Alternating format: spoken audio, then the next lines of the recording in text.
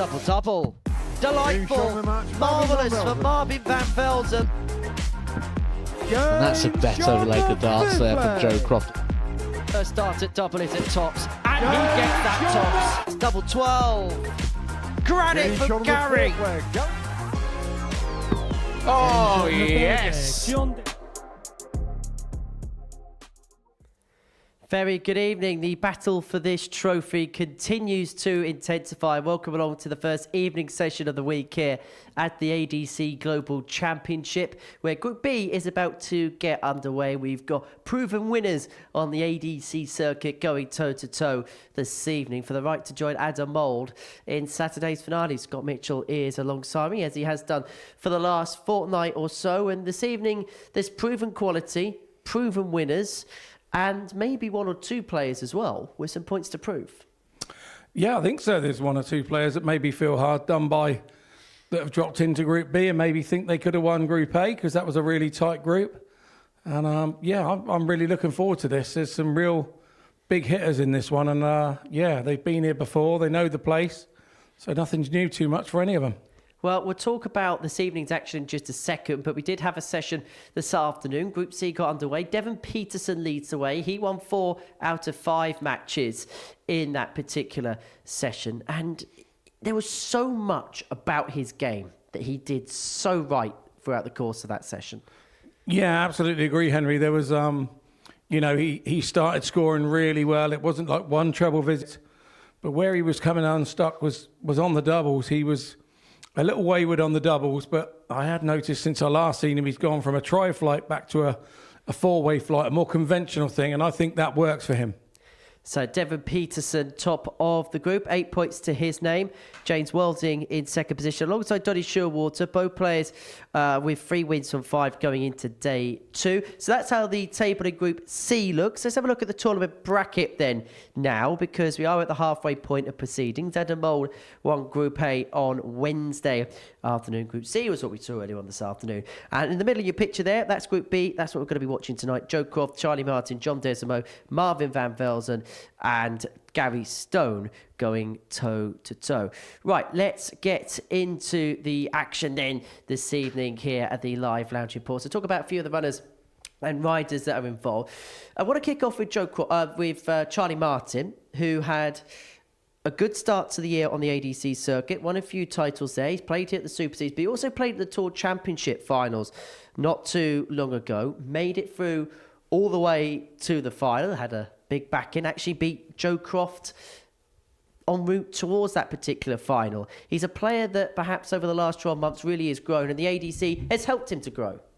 Yeah, he's one of those that has benefited. I met Charlie sort of 18 months ago, maybe 2 years ago on the Challenge Tour, and I didn't really know who he was, but he's developed as a player since then, and I think he's doing it right. You don't want to be developing too quickly. The slower you learn, the more it sticks in, and I think he's going to be a real top player come a couple of years' time. But this is all going to help and add to that. The ADC has been what he needed, and it's been working for him.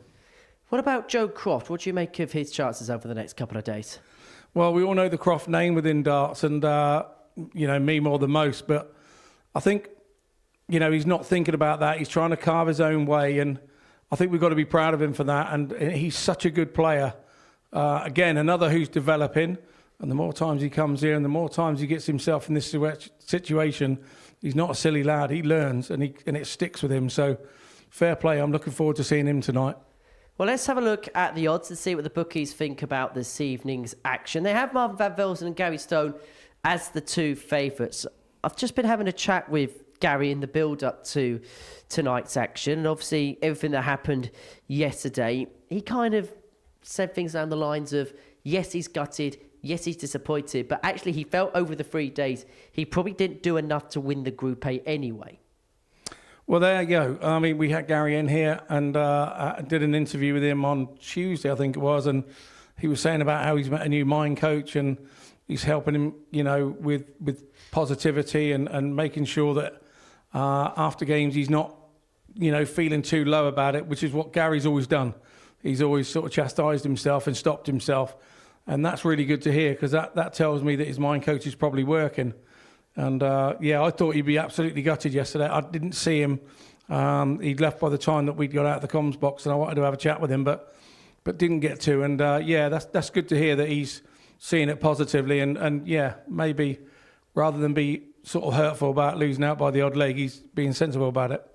18 plus, gavinaware.org if you're going to have a flutter on the ADC Global Championship. Right, to tonight's action, and we are going to see Joe Croft in action in our opening game of the evening session. He is looking to become the first ever player to lift this trophy, and perhaps because of the family ancestry in terms of this sport, perhaps it would be a fitting winner that somebody who's had such a heritage would be the first to win this. Well, he's had a great 2024 and he's feeling in tip-top form going into this week's event. Earlier on this evening, it was Jack Garwood who had a couple of words with him. Joe, welcome back to Portsmouth once again. How are you feeling ahead of this week's Global Championship? Yeah, I feel all right. I feel a lot better than I did the other week. So, yeah, hopefully I get better results. Yeah, you're no stranger to this venue. We've seen you plenty of times down here throughout this year. Perhaps results haven't quite gone your way whilst you have been here. Can that change for you this week? I'm hoping so. It ain't gone very well. I don't know why. It just hasn't clicked for me, you know, but hopefully it will this weekend. We'll see what the outcome is. You've been one of the dominant forces within the ADC Tour this year. That resulted in you playing here during the Tour finals. Can you bring that form to the Super Series stage this week? I'd love to. I would love to. It's been a really good year on the ADC, to be fair. I felt comfortable. Kicked off with a back-to-back quite early on. So that put me in a good sort of position. I didn't really know about it last year. So, yeah, I mean, like I said, I'm buzzing about it. Like the point system I didn't know about last year. But yeah, I'm buzzing about it and now I'm here. Yeah, you're here in week 2. Last week, 3 of the 4 players to make it through to the finals also played in the Windmill Tour Championships that you were part of. Is that a good omen for yourself? Yeah, massively. Massively. I'm quietly confident. We just have to see what happens on the day. Tonight's the night. See what happens. Well, good luck with that, Joe. All the best. Thank you. Joe Croft takes on Marvin van Velzen in the first game of the evening session here at the Live Lounge in Portsmouth. A meeting of MVV and Crofty here at the ADC Global Championship. As far as Marvin is concerned, he finished 3rd in Group A. He was top of the pile at the end of his final game yesterday, but he needed results to go his way, and those results definitely didn't congeal for the 24-year-old. As for Joe Croft, well, this year's been a bit of a breakthrough year. Age 31 from Cheshunt, the #1 placed player from the Windmill Tour to play here over the fortnight of these championships, up against Van Velzen, the 24-year-old for Poljijk in the Netherlands. Qualified courtesy of his exploits at the Benelux Open, nicknamed the Terminator, and he is looking to win a second big title at the Live Lounge in 2024. He picked up the Modus Super Series 8 title, and in matter of fact, Joe Croft was in his same qualifying week when he went on to win that particular championship. That's a man that has graced many a championship. Paul Higgs, referee 4 World Finals, will referee the Global Final on Sunday, and he is in charge of proceedings here. It's Joe Croft to throw the first dart of this Group B, and he'll be hoping that come around about 6:30 on Friday night, he'll be throwing the final dart of these Global Championships. But for Marvin van Velzen, it's been a stuttery week up to press. He is hoping that the second half of it will yield some good results. Scott Mitchell is alongside me in the commentary box, and this is a Group B which, on paper, has a lot riding for it. Yeah, it really does. I think this is a really tasty group with guys who can absolutely grab the throat of this group and run away with it. But I don't think that's going to happen. I think it really is going to be nip and tuck. And this one could be decided on leg difference again, like Group A was, as I predicted on Monday morning. It just has that about it. Now with Marvin, I'm looking for Marvin to up his average a little bit. You know, he ran an 86 over 15 games, which is very good. Let's not lose sight of that. As Joe Croft opens up the Group B 180s. And an 86, we know that Marvin can probably run a 90 all day. and all the games. So he'll be looking for a little bit more from himself, I think. 84. Well, both players have come out strong, and Croft kicks off a 14 darter by pinning that 84. Yeah, nicely done by Crofty. Second leg Marvin to throw first. Game on.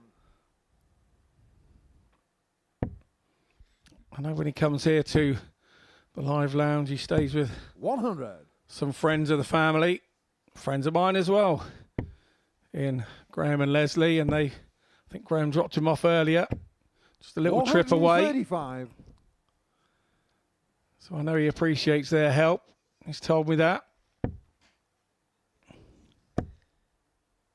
Well, you mentioned with Marvin Van 95. Velzen an average of 86 for the Group A, but as you mentioned, there's such high expectations on him, and that's expectations that he's set because of what 85. he's achieved, particularly in this building, by winning a series title. Automatically, when you win a title of that kind of grandeur, people will naturally expect you to do good 43. things. So with that in mind, how do you think Joe Croft feels? You know, it's a family legacy, his darts, and I know Joe just wants to carve his own sort of furrow in this, and I know that he will. He's a very determined young man, and he knows what he wants from the game. He wants to enjoy it first 60. and foremost, because that's the way that 41. it should be done, and secondly, he wants to sharpen up, continue to learn, and be around the big guys. 95. And I can't see that won't happen. Just got to be patient. Well, Joe Croft here has come out flying, averaging 110 as we head towards the crescendo of the second leg. It was a 14 darter in leg one. It could be back-to-back 14s in leg two. And it may have to be something in 5-visit range because of the way Van Velzen has left himself on double 16. And he is going to get a look at it to square this contest up.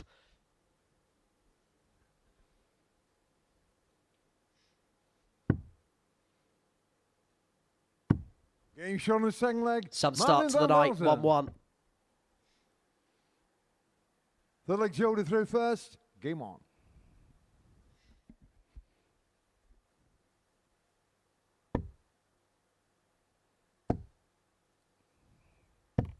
$135.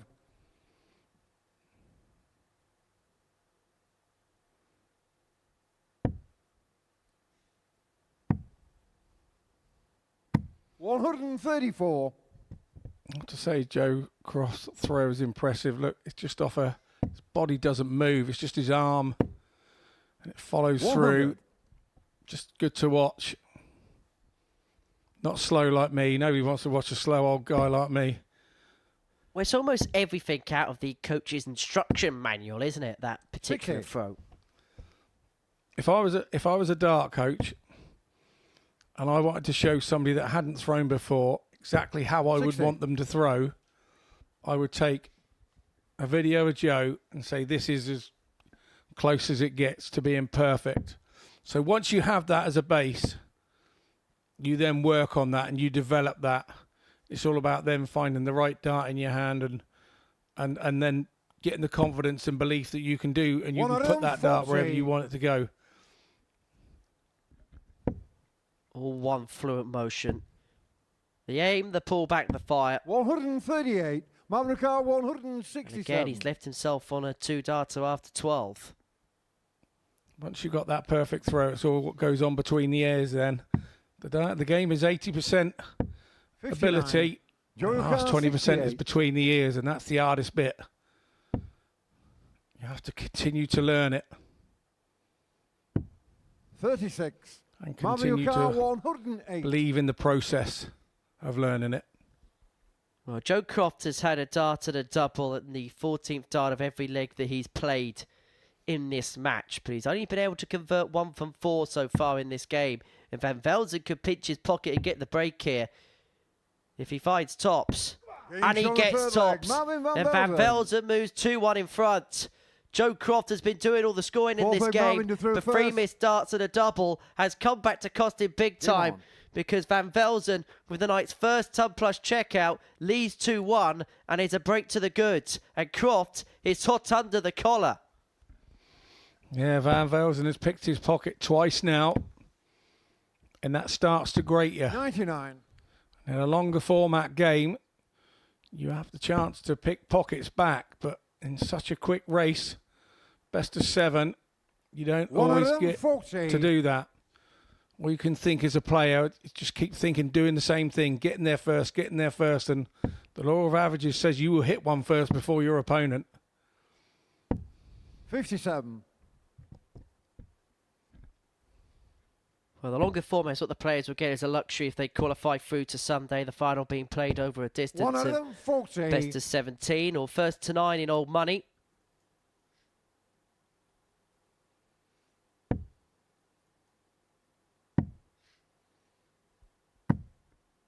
$58. 3 legs in and the averages are very good at the moment.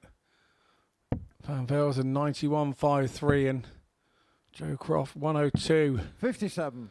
0.66 currently.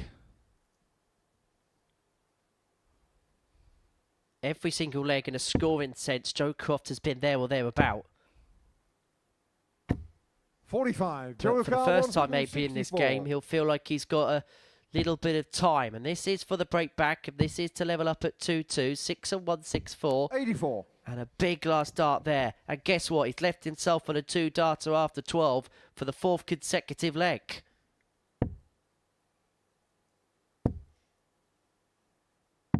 97. That side of the game has been no issue at all for Crofty. But there is an awkwardness about this. 60. A clip of the barrel of dart 2 145. means he's now 1 from 5 on the doubles.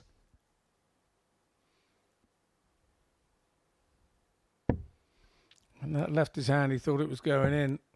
Here comes Van Velzen again to try and pick its pocket from even further back. Joe Car 20.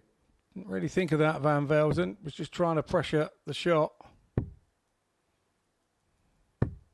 10. Marvin Car 10. Croft unlucky again. Darts well thrown, just not going into the desired destination. Van Velzen, an opportunity to pick the pocket again, and he has. Well, that's the leg that's going to hurt Joe Croft the most, because that's the one more than any other that he's lost in this contest, that he should have won more comprehensively. And Van Velzen, as a consequence, is now 3-1 to the good and 1 leg away from picking up the opening spoils in this Group B. 82. For Joe Croft, the shake of the head, an evident sign that he is beginning to get really frustrated out there. And you can understand why, because 100. He will feel in his mind that he's doing all the hard work, but he's unravelling things right at the back end of legs. 140. Even with those missed darts at a double and scoring nothing, he's still on a just shy of a 95 average. 140. His opponent on about a 91, 92, but he's that big score just gone up to 93. 139. I have to say, the only bit that he's kind of failing on, and he's not really failing, there are good darts thrown. Here comes Marvin again. 140. Joe Car 140. He just doesn't go away.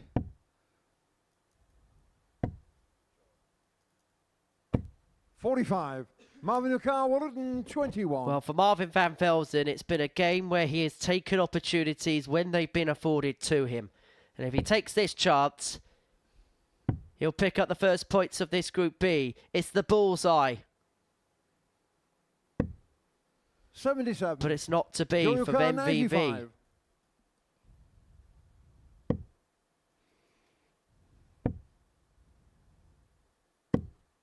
$70. Once again, Marvin unlucky Car from Croft. 44. And we have to say, Van Velzen for the 44. This is the best we've seen of him all week so far. Tops. To He's kick showing off in much style Marvin Van and to Velzen. finish off with a 14-darter. There were times where Marvin Van Velzen had to ride his luck because of missed doubles and missed opportunities from Joe Croft. But to his credit, he was always there or thereabouts to pounce. Out of an average of 93.7 and 4 out of 6 on his doubles, including that 108 checkout, he gets the better of Joe Croft by 4 legs to 1 to kick off his Group B campaign with a win. Coming up after the break, Charlie Martin returns to the stage as he takes on Gary Stone.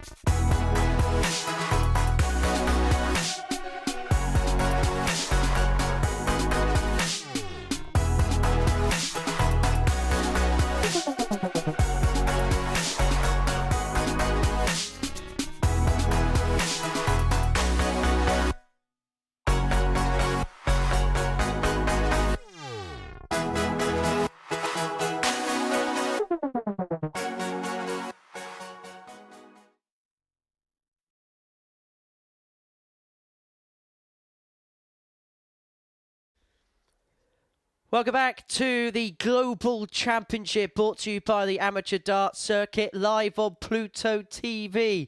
We've already had one game in this evening session, and it's seen Marvin van Vleck to 1. Somebody will be lifting a trophy from that table on Sunday evening, but who is going to be lifting the very heavy jackpot in terms of numerical value, a very heavy trophy in terms of not just weight, but also in terms of prestige as well. We already know 4 players that are through to the grand finals. The race now is to see who's going to join them. And we now introduce to proceedings the 28-year-old from Hersham, Charlie Martin, who's been a real revolution in 2024. Qualified for his positioning in the championship tour. Up against Gary Stone, who goes into this trying to wash away the disappointment of Group A, where he went into yesterday with a 4-point lead at the top of the table, but it was a lead that was whittled away, and a lead which was eventually relinquished. And a mole going on to win that particular group and picking Gary's pocket in terms of qualifying through to Saturday evening's finale. But for Charlie 96. Martin, he's a player that's really used the ADC as a platform to bolster his standing in the game and to bolster his career and bolster his confidence too. 140. In 2024, he finished in the top 8 of the Order of Merit, which gave him the opportunity to 81. play at the Championship Tour Finals, which he got through to the final of. He lost to Andy Boulter by 4 legs to 2 in the final, beat Bradley Brooks in the semi from 3-1 behind to win 4-3. Won on tour. He won event 8 of the Championship Tour Series, where he got the better of Thomas Banks by 5 legs to 2 in the finale. And early on here, going about his business quite nicely. 81.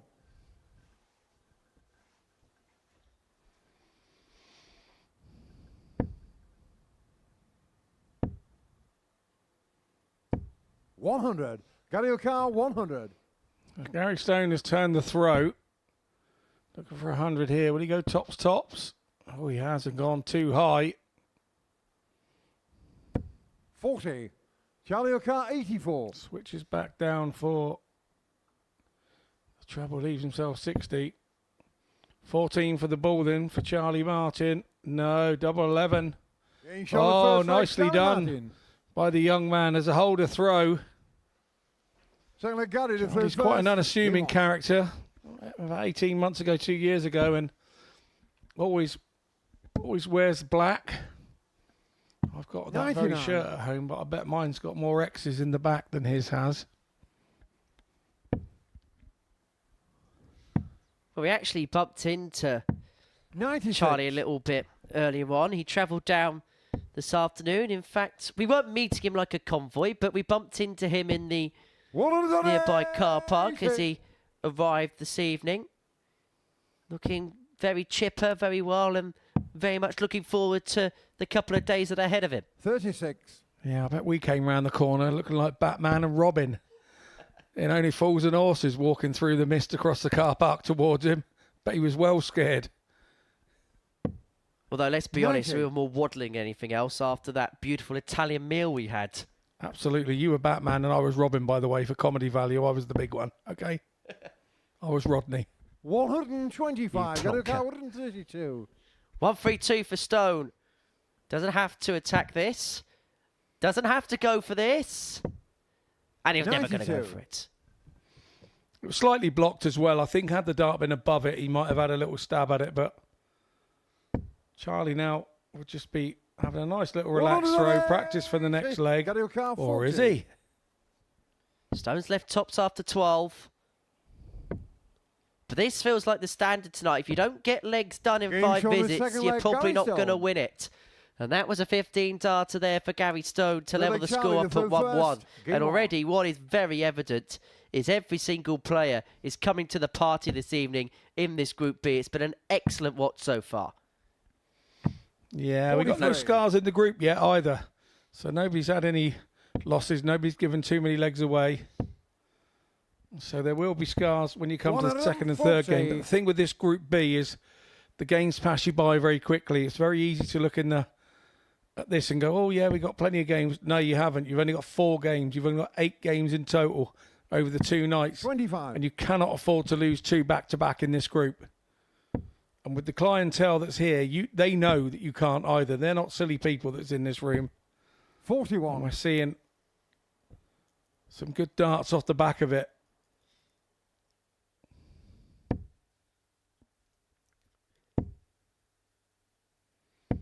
$85. I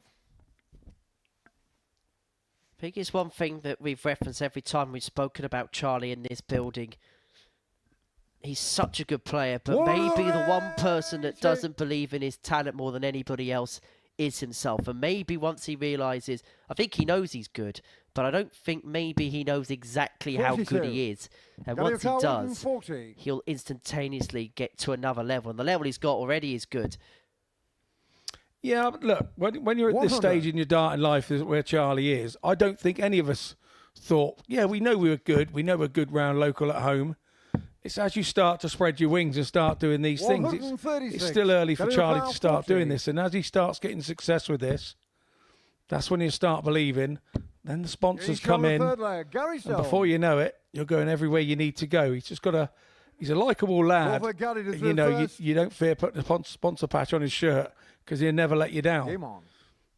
either on the board or off the board. And that's something that the way the PR works with the game now, you have to have a little bit of that because otherwise, you know, people don't want to help you. 84. Gary Stone, with legs of 15 and 14, has turned a 1-0 deficit to a 2-1 lead. He's got the breaker throw in this contest 60. that he needed at some point if he was to go on and win it.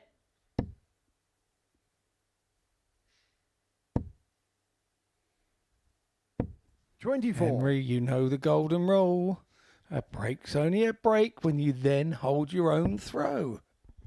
The Rodney Harrington School of Darts Lesson 2. 85. That's if you pass Volume 1, which is don't miss the big number. Available at all Blockbuster stores 96. nationwide. Are there any of them left? No, they went bust about 10 years ago. I've still got the card. They owe me 10%.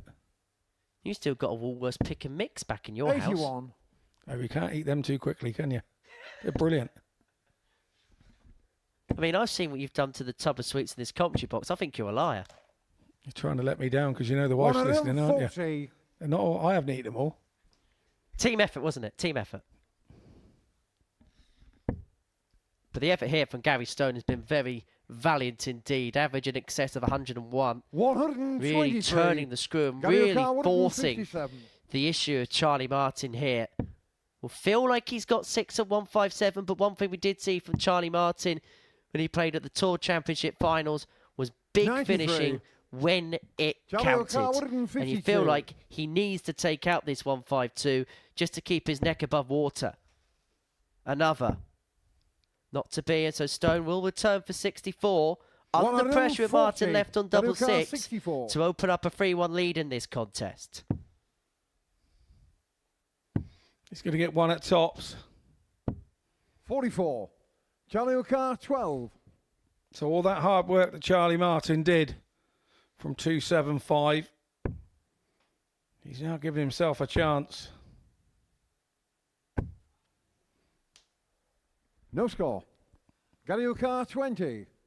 The anguish on his face was a recognition that that was probably the only chance he's going to get to win this leg. 3 clear darts at a double, unable to find. And so Stone, to make it 3-1, pins double 10 and pins it emphatically. He's got breathing space. He's got a 2-leg gap. Fifth leg Charlie. to Charlie through Martin first. throwing Game to on. stay in this contest.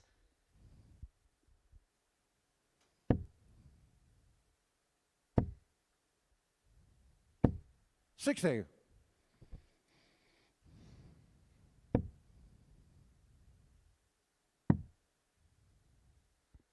And I think this opening 96. performance perhaps is a testament to how Gary has improved, particularly in terms of the mental side of the game.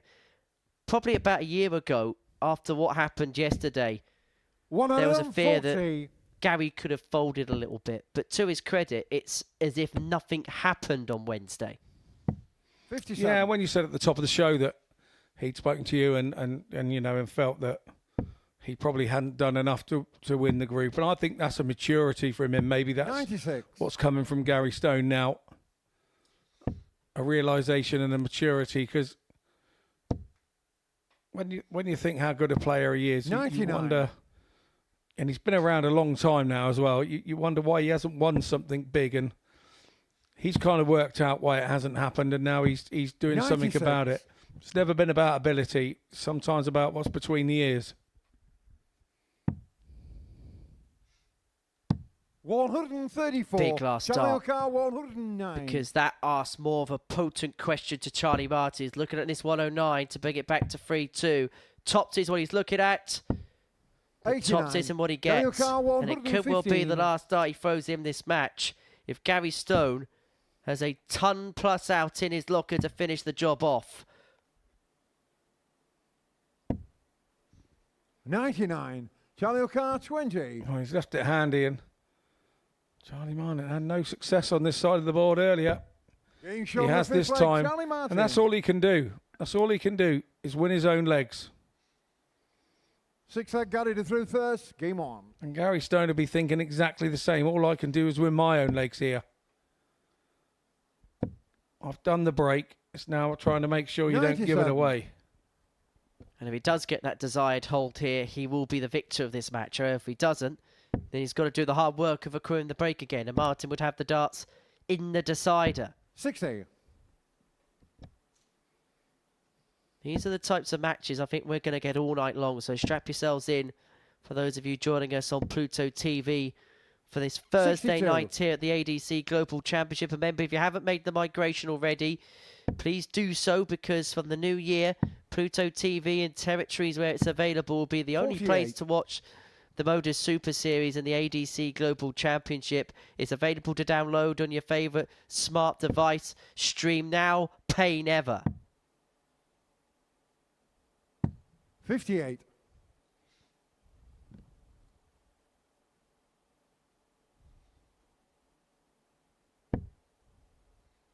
Charlie may feel like there's a possible opening in this leg. It's 89. not been the best leg on foe for Gary Stone so far. Yeah, he was touch unlucky there with that last dart being in the 125. treble. 3. Stone has on and left the 159, so a 140 here would have been handy for Charlie Martin. 95. Not to be. 95. Still in touch. Keeping Gary Stone honest. 86.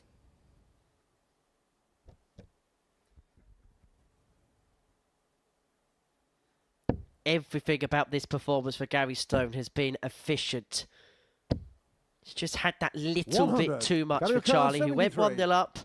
And then a power play in the middle of the contest really saw this match swing in the direction of Gary Stone, who's now got a dart at top to win it. 33. And it Gary grazes that O'Connor, top wire. 109. Yeah, average is good from both. 89 for 87 and a bit for Martin, and this would help. Game shot on the Nicely 6-leg, done. Charlie Top Martin. right hand corner. If that was a penalty, you'd be over the moon with it.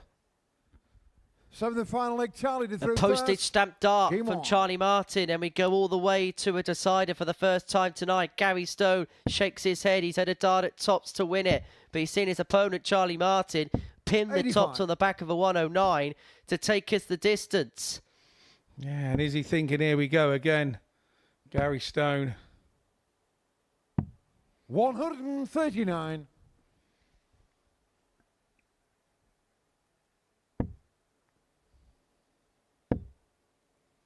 Stone on a 94 81. average. Charlie Martin running about an 88. 60. There's one thing we've learned about Charlie Martin, particularly after the tour finals, is the real doggedness that he has. Yeah, that's the bit you can't teach as a dart player. Sometimes it goes your way, 42. sometimes it doesn't. But you've got to have it as part of your repertoire, whether you're winning it or losing it. Otherwise, you just go down a road of losing those situations all the time. 140. Once again, Gary Stone has left himself on a bogey. And unlike the previous leg, where there wasn't much because of the misstray that he could have done about it, 81. that was a circumstance he could have mitigated. However, Charlie hasn't scored as well in this leg as he has done in the last couple, so he's been afforded a little bit of extra 40. time. However, just 40 there has opened up the door for Charlie, particularly if he can find a two-treble turn.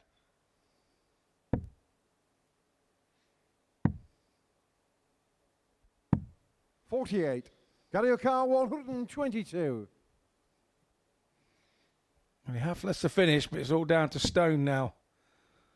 Treble 18 again.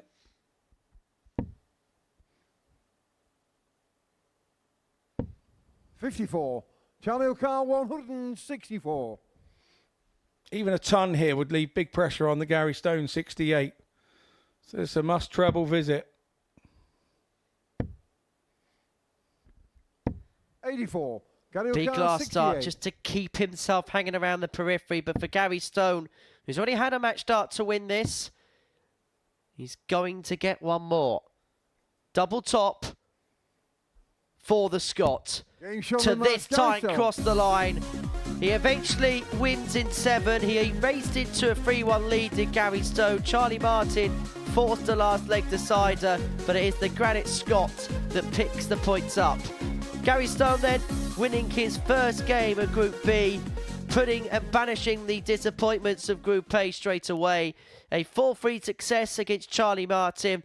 Coming up after the break, John Desreumaux makes his debut at these global championships. He takes on Joe Croft, and that's coming up live for you exclusively on Pluto TV after this short break.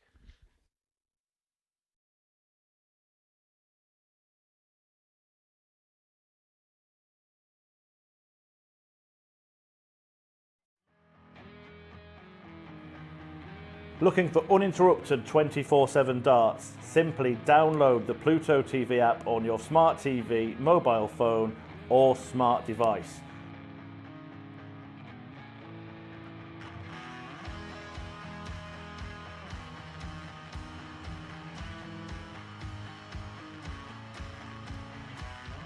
And you can find us on the Modus Super Series Darts channel.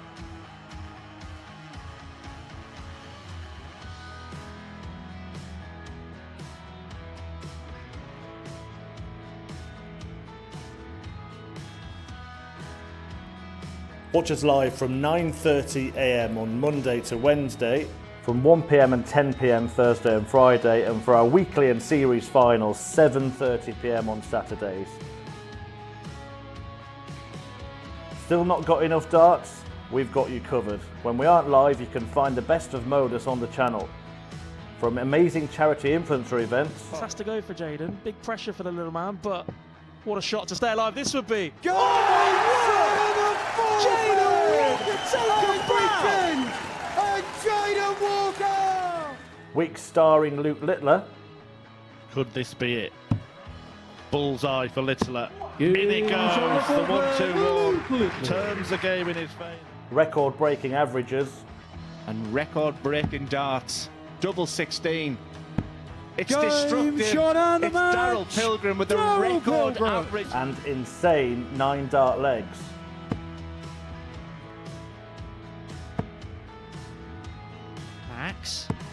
Max. 108. And Sherrick is continuing upon a road towards perfection. That's a second Max in succession. Baron Sherrick wants treble 19. And now double 12 to become the... But that's not all. We also have the exclusive series of On the Hockey. But when I played darts, I was allowed to be me.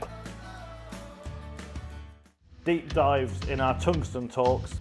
No email at all. That really is. And the words that just come out make me head what? 127 in game. I cried a few tears when they told me. I still love it so much. And Modus documentaries. Everyone knows we're watching something special. This is going to happen, just when? When is it going to happen? Didn't take long. Darts is on 24/7, so what are you waiting for?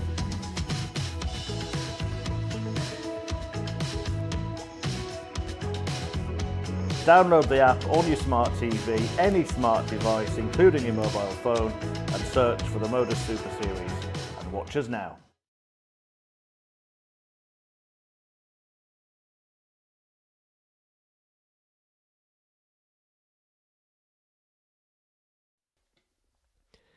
Welcome back to the ADC Global Championship here on Pluto TV. We're 2 games down on this Thursday evening, and before the break we saw Gary Stone pick up a 4-3 win against Charlie Martin. So far so good for the players that dropped out of Group A. Both Marvin and Gary getting on the board. Joe Croft, one of the players that has succumbed to a player who's played the whole week, and he plays his second match here against John Desreumaux, the 50-year-old from Velzen in Belgium. I think that's how you say it. The winner of the Dimitri Vandenberg Classic to qualify for these championships, up against Joe Croft, the 31-year-old from Cheshunt. A little bit easier to say. Playing in his second match of the evening. He lost out with a 93.43 average to Marvin van Velzen 4-1. Myself, Henry Deacon, aptly in the company of the 2015 champion of the world, Scott Mitchell, for the duration of these championships. We've very much enjoyed our evening so far, Scott, but John Desreumaux is a player that you know oh so well because he's one of those players that has travelled the circuit for so many years. 22.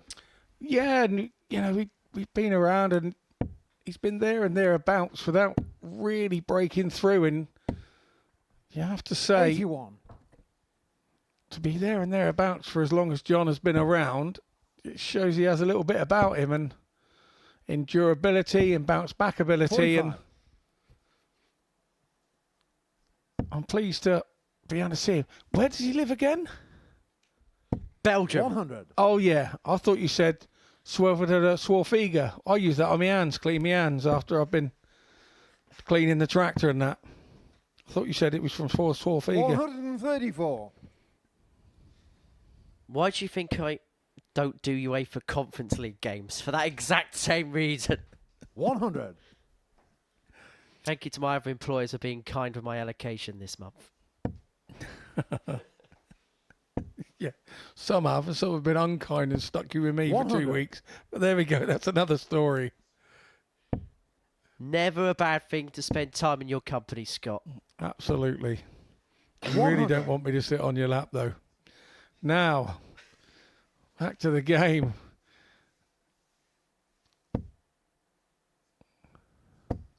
Well, that's a good time to hit a 180, but there's never a bad time. Croft was looking like he had turned the throw. 60. John Lucar, 20. So John has darts now to hold throw at double 10. No score. Joe Lucar, 60. So Croft, for the opening leg, looking at tops. Now double 10. In it goes. Break a throw for Crofty. And it is lights out and away we go for him in this particular matchup. He gets the break. He leads 1-0. The thing with darts, it swings and roundabouts. Things that happen to you, sometimes you then do to somebody else. And obviously, the killer bee had darts before Crofty at the double and missed. Very similar to what Crofty was doing to Van Velzen in game 1. 45. So if you just stick in there and believe, it will come back to you. Now, I do have to mention a story regarding Joe Croft. Now, last time he was here was for the Tour Championship finals. And he bought in a bag of crisps. But they weren't a bag of any old crisps. They were a bag of marshmallow bubblegum crisps. 125. Wow.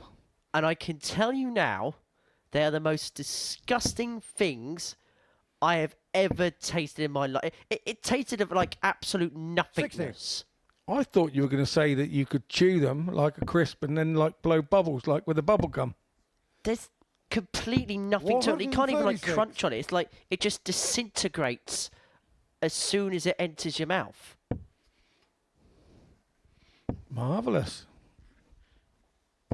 60. Croft leaving tots after 12 to double his lead in this match. Double 10. In it goes, 14 darter. And Crofty's 2-0 to the good.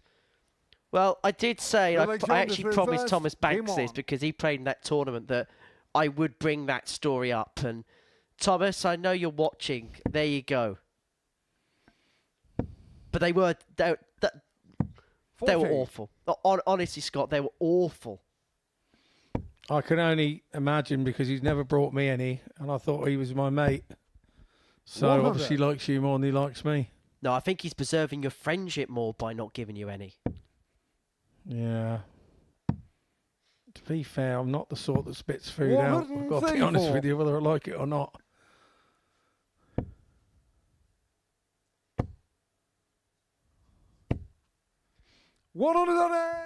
I'll say there's so much to enjoy about this performance. Average of 101.21, 50% on the doubles.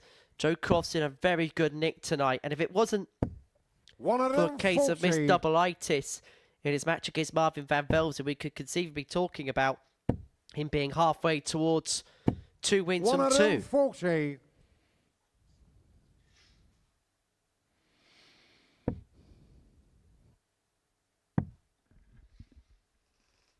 That first leg has caught John a bit cold, really.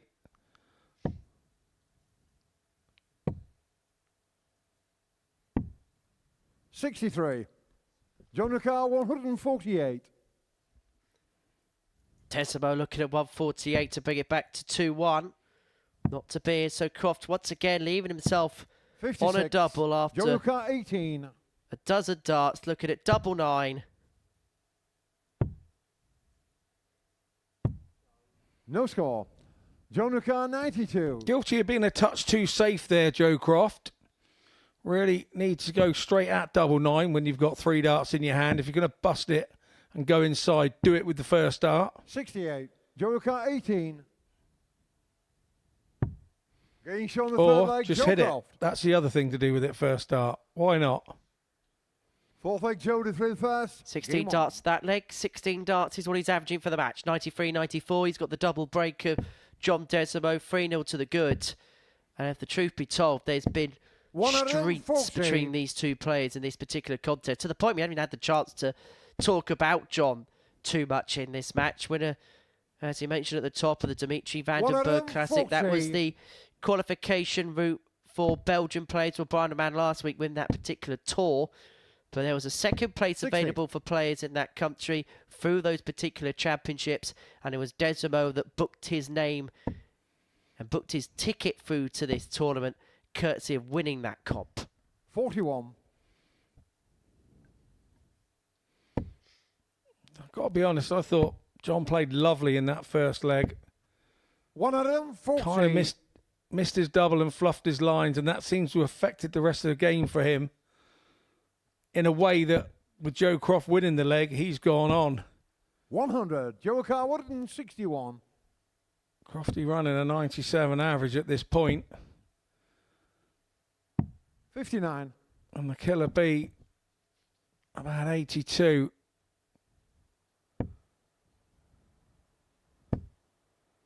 But he was on up round a 90 when he missed that double in the first leg. And like I say, that's how I feel it's hampered him.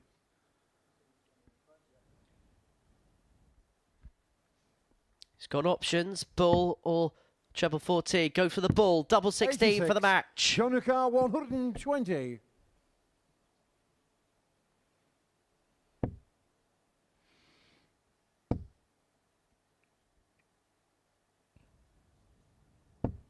$100.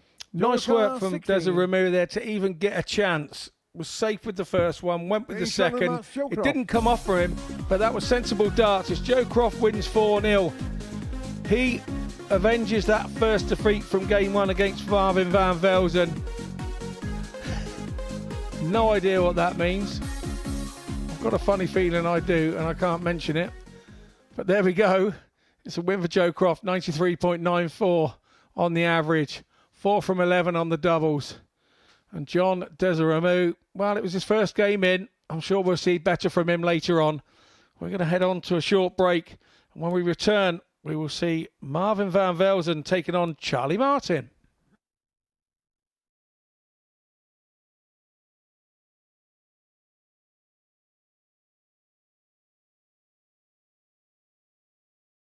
Oh, baby! You thought it was in that you could have given it to me? I did with Taylor. Where's Russ when you need him? Gibraltar revisited. Right, come here, Russ. Let's put a bit of daylight between us. Bigger daylight. I bet you want me to get this, Paul, don't you? I bet you really want me to get this.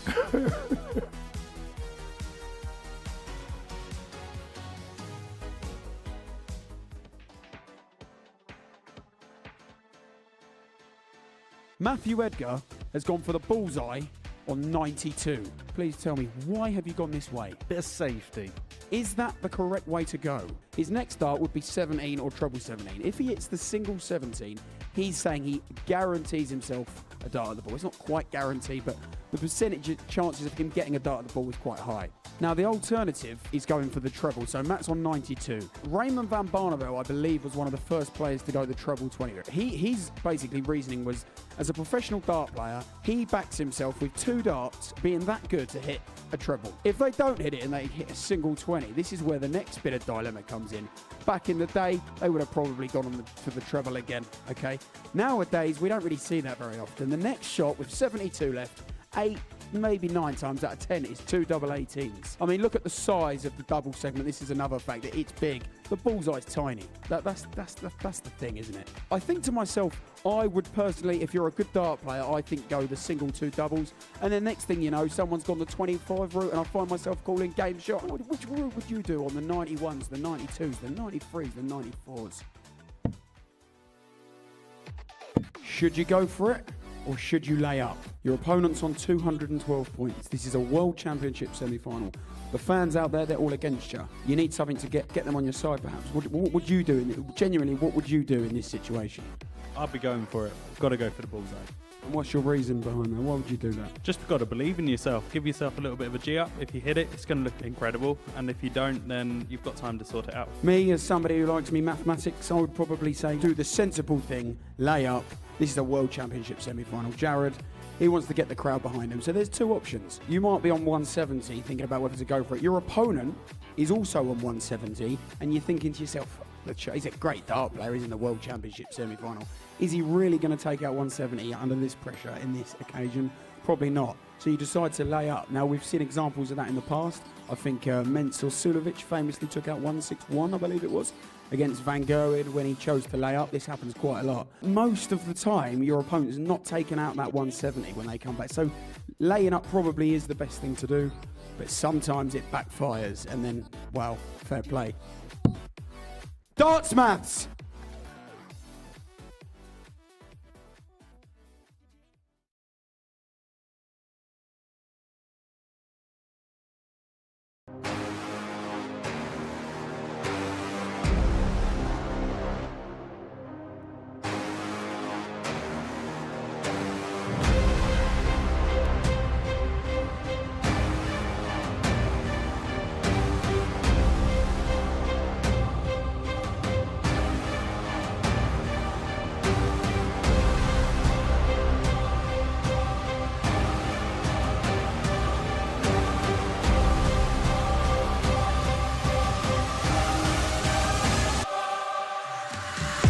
Here's a winner on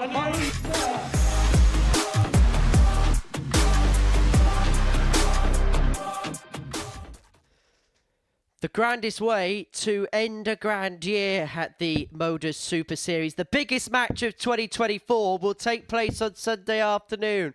The final of the inaugural ADC Global Championship. The finals on Sunday afternoon starts here on Pluto TV from 1:30. The first darts will be thrown from 2. The final is scheduled to start around about 6 o'clock and it'll be played over a best of 17 leg format. Quarterfinals followed by semi-finals, followed by the finale where somebody will lift the title as inaugural ADC Global Champion. Charlie Martin came close to becoming the first ever Tour Champion. He lost out in the final last month to Andy Bolton by 4 legs to 2, but it's a 4-3 defeat to Gary Stone in his first match of the night, which sees him chase his tail. He's up against Marvin van Velzen, the reigning champion of the Benelux Open. He opened up his account for the night with a 4-1 win over Joe Croft in the evening's opening fixture. 59. 2 players who showed a lot of promising glimpses in the opening match, but perhaps Marvin van Velzen showing just that little bit more 60. In what was a real good battle between himself and Joe Croft. Yeah, it was a really good battle between him and Joe Croft. And 85. I have to say, it's what started the evening off 100 in the fashion that it started, and we've had 90 average pretty near all the way for the first 3 games. 70. Well, the winner has had a 90 average, let's put it that way. And so that set the stall out of really the average you've got to be doing. 100. It's just the standard of this group. Well, the tone has been very much set, hasn't it? And it is, if you're going to win, you're going to have to average in excess of 90, because that's what all three players that have picked up wins have done this year. In fact, the lowest winning average is 91.65 of Gary Stoner. That should have been a bit more, because he should have made life a little bit easier for himself. 140. Marvin Carr, 147. And Velzen with the first opportunity to win this leg on throw. The 147 isn't going to go. Martin's left himself on 101, so just 54. one treble required to Carr, give himself a dart and a double. He's found said treble. It's tops. He's already had a 109 this evening. 61. But the 101 isn't going to be added to the collection. Yeah, a bit high and handsome, that one from Charlie Martin. And Marvin just assessing here, which is what he always does, which direction he's going to go.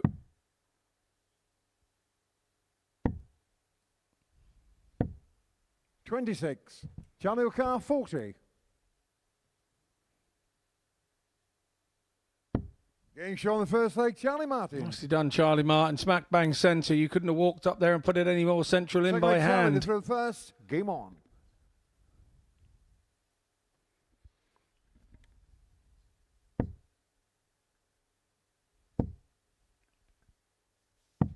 $97.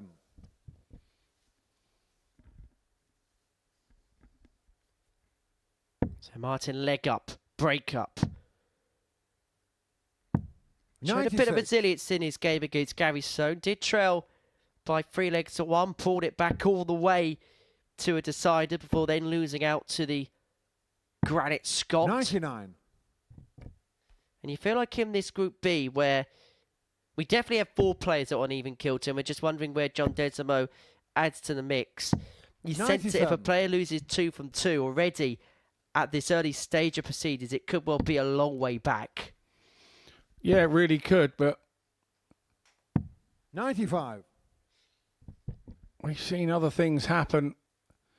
We've seen people lose 2 from 2 and then go on a run and win 6.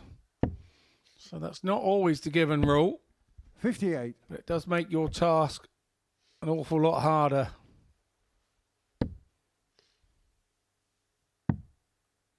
You certainly feel like you're at a standing start, 80. don't you?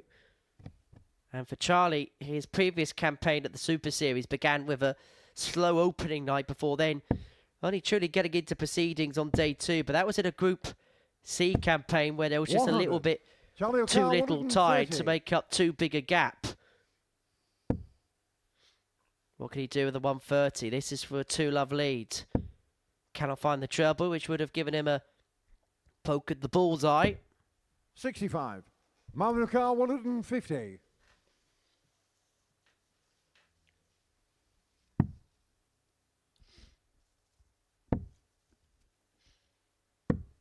$64. Charlie O'Carr, 65.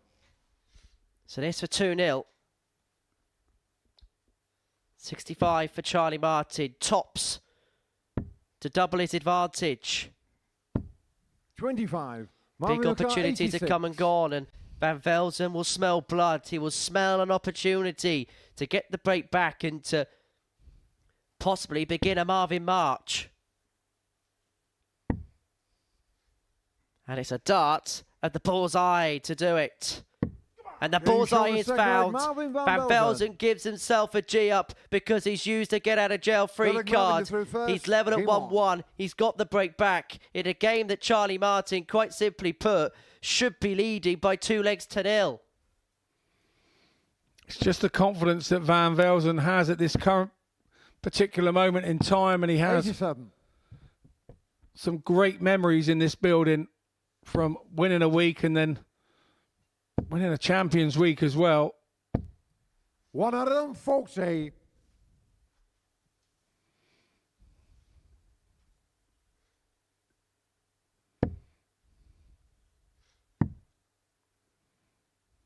$124.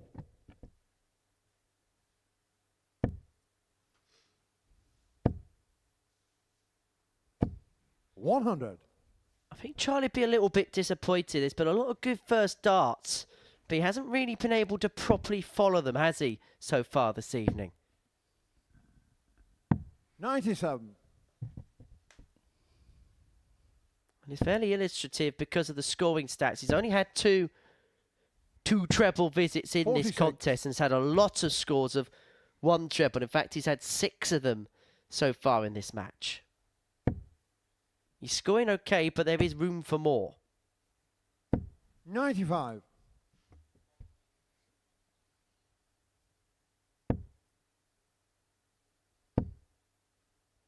Could do with another hit. 100. Marvin O'Carr, 98. Van Velzen looking at 98 to open up a 2-1 lead. He's found the treble. Down for double 19. Straight for it, straight in. The 14 darter. Van Velzen is flexing his muscles now. He opens up a 2-1 lead. Game on. An outtake of breath. He knows that he's done the hard work to turn it around. And now he wants to keep hold of that ascendancy. He does, but if I'm Charlie Martin, I'm thinking, yeah, you're throwing everything at me but the kitchen sink, but I've still got this leg and I'm going to try and hold this throw. But already, 45 to start. 29. Has opened the door for Van Velzen to put his boot right through it. 140.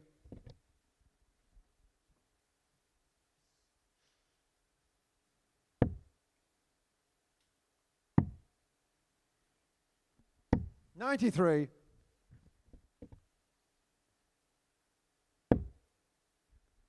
That's the first dart we're on about. And that time he has utilised the beautiful guide perfectly. Maximum for him. His first of the second match of his night. His second of the evening altogether. 60. Charlie O'Carr, 136.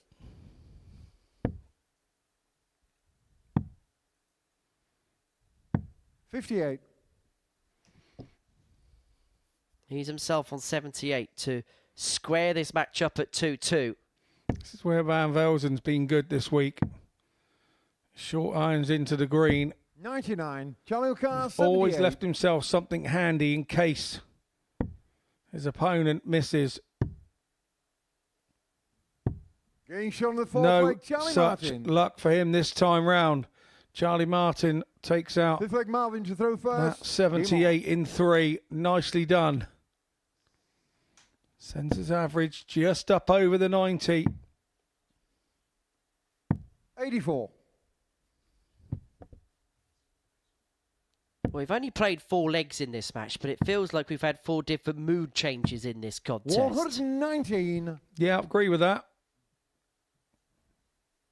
We've had a couple of tide changes, haven't we? And tide changing moments. And this is another one. 137. A helter-skelter contest here at the Live Lounge in Portsmouth, which is pretty much at capacity 44. for Sunday afternoon's grand finale, although there is still a handful of tickets available for the Live Lounge, www.dartshot.tv, the website you need if you are to be here 57. for the grand finale here on the South Coast on Sunday afternoon, 1:30 we kick off. 140.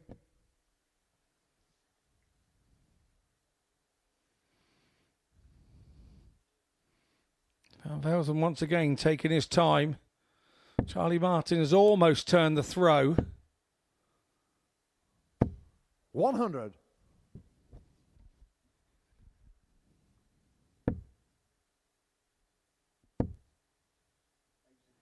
Yep, that's there, Charlie. He'll go across to the 18s now. 134. Sensible darts. Marvin O'Carr, 123. He's asking the question of Van Velzen again, and that's all you can do as an opponent on these when your opponent has the throw. So 16, and he's missed the big 16. 83. Charlie O'Carr, 64. He doesn't look too despondent. He does when he gets behind the player, but he didn't at the time. So Martin, 1 dart at tops. 44. Just on the wire Mario Kart underneath. 40.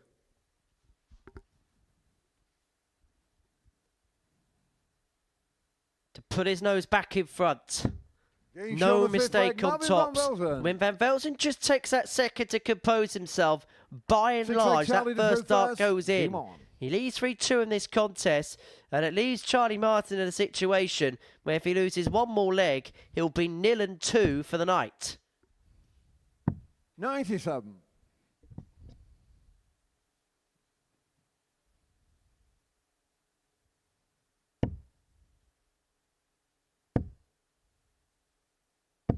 $135.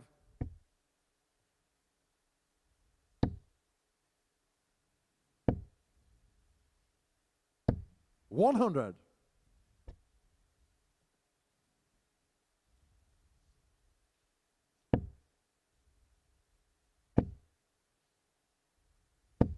$140. Van Velzen knows that he may well have his man in a few moments' time, and he's really looking to put the foot on his throat. 66. Now looking to squeeze down and pump out the last of what's left of Charlie Martin in this contest. Charlie made a mistake there hitting 59. the one, and then he reacted to the one between darts. You could see it on his face. So if you can see it on his face, it was going on between his ears, and then he locked one in the 5 as well. 134. Mario Kart 167. That's a good recovery from that, though. Well, this Can't do anything about the darts you've already thrown. You can only do anything about the ones you're about to throw. You can't go back to the future, can you? 87. Charlie Kart 104. I guess you're not ready for this yet. This would be good for Charlie. But he couldn't find treble 17 with dart number 2, 68. which would have given him a poker Mario double Kart 80. 16. And so this, for Marvin Van Velzen, for win number 2.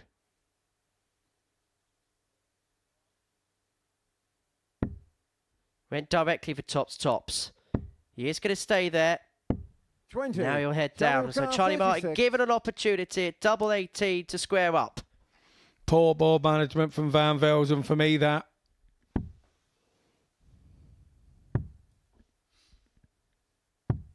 Game shown the 6 And he's leg, punished Charlie Martin. duly. Van Seven to final Velzen leg, Marvin to through now first. has the Game darts. on. We know mentally he's strong.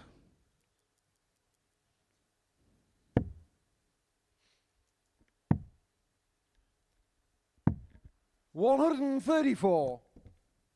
And that mental resilience being shown there. 2 treble turn after the setback of the previous leg. But look at Charlie Martin go. He fires in a max to apply instantaneous pressure upon Marvin Van Velzen's throw in this deciding leg. But pressure, 70. well, it looked like was meant for tyres, but it looks like Van Velzen's just deflated somewhat.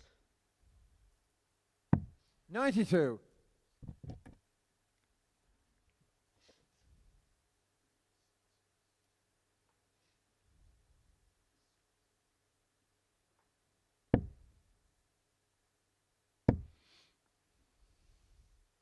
$137. Yeah, sharp shooting from Van Velzen. Charlie Martin had pretty much turned the throw around. And a double 41. treble visit now Mario Kart has changed the whole 160. outlook of the leg. Van Velzen gets 6 from here. But he might only need 3. No, he's going to need both visits. 80. But that's a good. He gets half. He's going to come back for the other half. Will he go tops when he comes back? Or will he have learnt his lesson? 60. Mario Kart 80. To eventually close this off. 40. Charlie Kart 128. He's had 80 left twice now and made a mess of it. Can Martin punish him the way that he's been punishing others? 88. And he would have fancied it, wouldn't he, Mario after Kart dart 40. 1. But Marvin Van Velzen, to eventually close this game off, He has made it harder work than perhaps he should have. But he's got 3 darts at top, so he hasn't missed a dart yet to finish off a leg in this match. Double 10. One more. Doesn't 20. go, and Charlie Martin returns. 40. The reaction from Van Velzen lets you feel that that is going to go in from Martin. 20. He Mario makes the same Kart mistake. 20. Opportunity knocks and opportunity went. Shredsville at the Live Lounge. Both players have missed a visit's worth of match darts. Both players have had that sinking feeling. Van Velzen takes his time to compose himself. He knows the magnitude that a second win would have to his night. It would mean he'd have control of the group. Double 5. Clutched with the last dart in hand. Marvin Van Velzen gets his second win of the night, but he had to work hard for it. Harder than perhaps he should have made it. A slap on the back of the head to tell him that maybe it should have been easier than it was. He beats Charlie Martin 4-3. It's a second consecutive defeat in the last leg decider for him. But for Van Velzen, he's 2 wins from 2, and he begins to take command of this Group B. Coming up after the break, it's the midway match of the night. It sees Gary Stone, the man who missed out so narrowly on glory in Group A, take on the Belgian killer bee, John Desreumaux.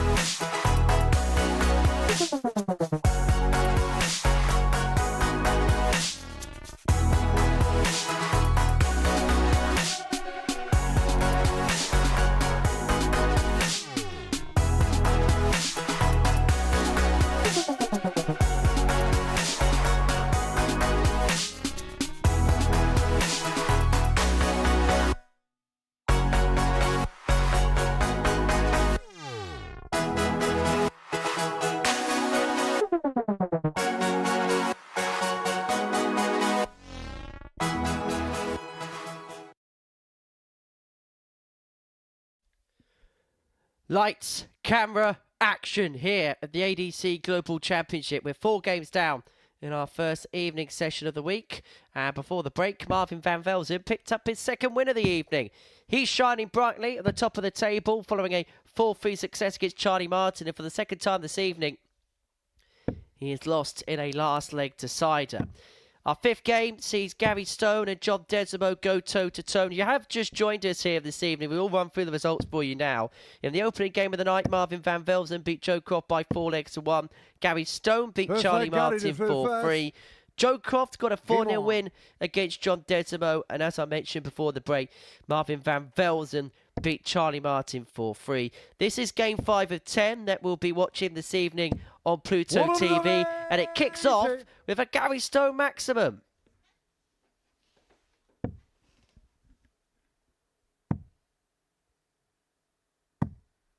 $134. Well, it's already been a night of brilliant darts. But it hasn't been a night of perfect darts yet. And it's not going to continue here.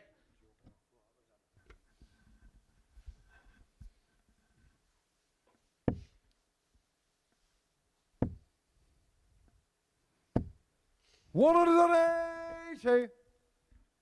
Slow start, Scott. Yeah, absolutely. What are they messing around at?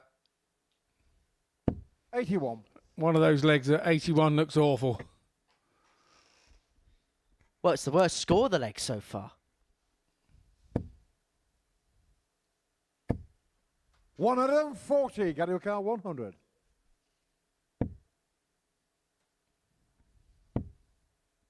Well, Gary Stone's crime in this leg may well be that he's left himself on tops after 12.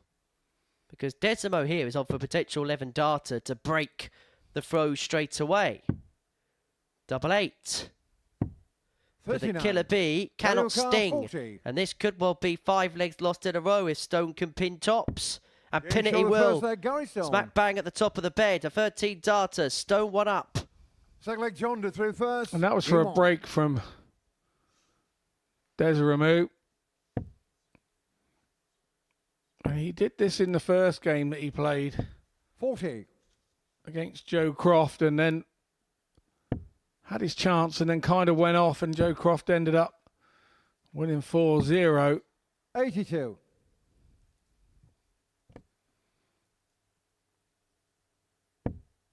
John's got to continue to hit that treble 20. 76. Forget that it's kind of happened, the outer ring. He's got to just keep believing that he can get there first and then start hitting. Law of averages says he can. 42. He must have done it to get here. Well, I suppose the thing as well with John is we know what he's capable of, but it's playing at that top level consistently enough because you feel like he's going to have to do it 140. in the environment and in the company that he's in this evening. Yeah, I believe he can do it. There's no two ways about it. 41. Sometimes allowing yourself to do it, and that was such a strong first leg.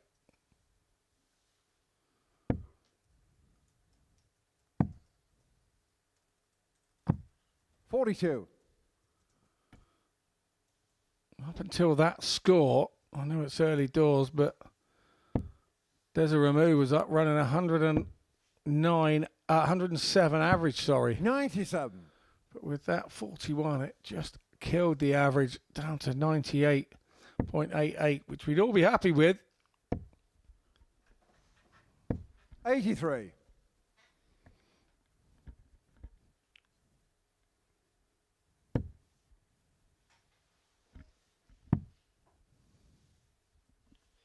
Well, he had a couple of darts to win leg 1. And he's in the box seat here to win leg 2. He's got 6 here for 120 to square this matchup at 1 apiece. As Gary once again has a couple of issues with the stickers. And John Desreumaux having an issue with staying straight right now. 44. He's himself on 76 to square this contest up, but Gary will feel a 2 double turn here. Could really swing the leg and swing the pendulum back in his favour. And that's exactly what he's done. He's left himself on top, shall I say. Desreumaux back for 76 to square up. He's only going to get a dart. He's not even going to get that because he's missed the big 16. And so Stone here to capitalise and to double his lead, looking at double top. Game shown the second leg, Gary Stone. I'm not saying Legatti JD would have hit that double, but you've got to hit the big number to get yourself a chance at it. And all said and done, the Killer Bee could have been 2-0 here, but he's now staring 2-0 in the face. Fine margins, very fine margins in this group, and it's going to be that way till we finish tomorrow at early hours of the morning. 85. In that final, the Dimitri Vandenberg Classic, Desreumaux beat Steve DeBuck by 7 legs to 3 in the final. 59.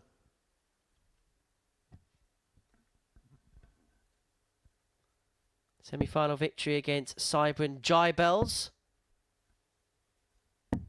121. Then he defeated a players played the Super Series, Jeroen Cadon, in the quarterfinals by 5 legs to 3.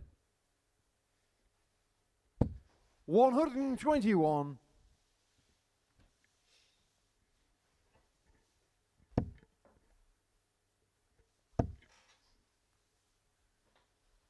$85.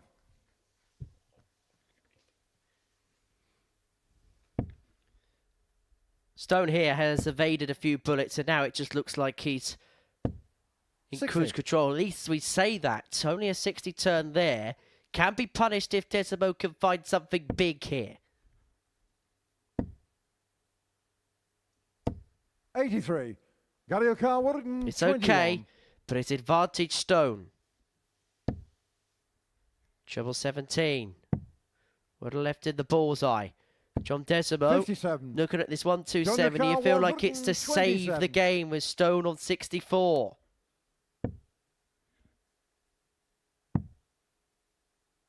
Not to be, and so Stone 59. will return to open up a 3-leg gap. Desreumaux still hasn't won a leg this evening.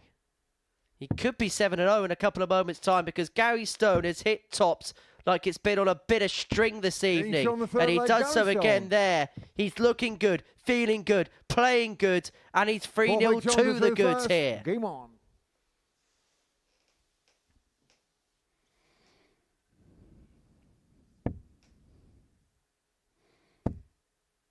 You've just got to be one dart better to win a leg.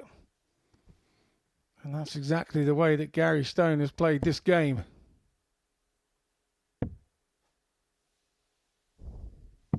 $57.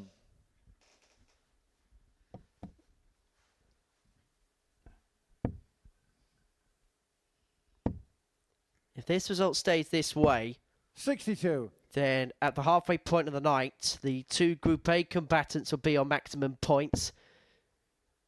2 of the incoming players will be on 0. And Joe Croft would have been the other player to have picked up a win so far this evening. Third 180 of this match, 2 in the favour of Stone. 42. 1 to the Killer Bee.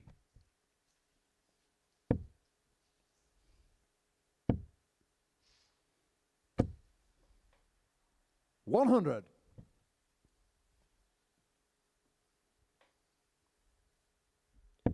Stone leaving himself on 164.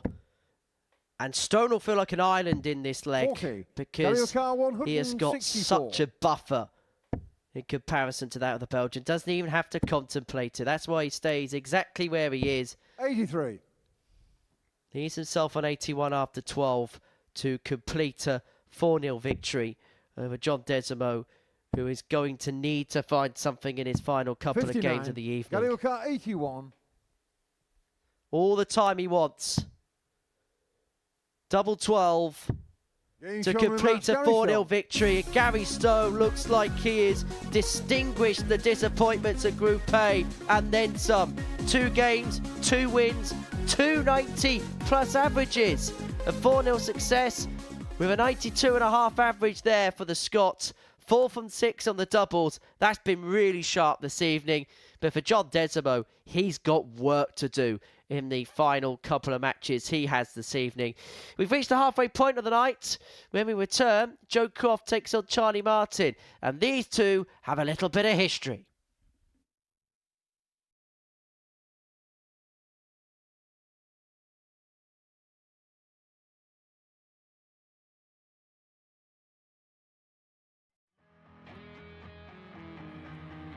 Looking for uninterrupted 24/7 darts? Simply download the Pluto TV app on your smart TV, mobile phone or smart device.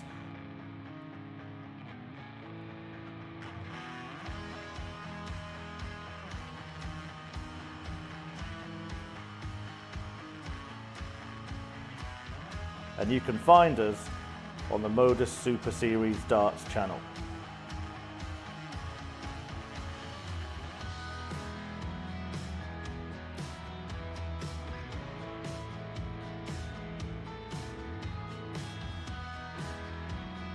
Watch us live from 9:30 AM on Monday to Wednesday, from 1 PM and 10 PM Thursday and Friday, and for our weekly and series finals, 7:30 PM on Saturdays.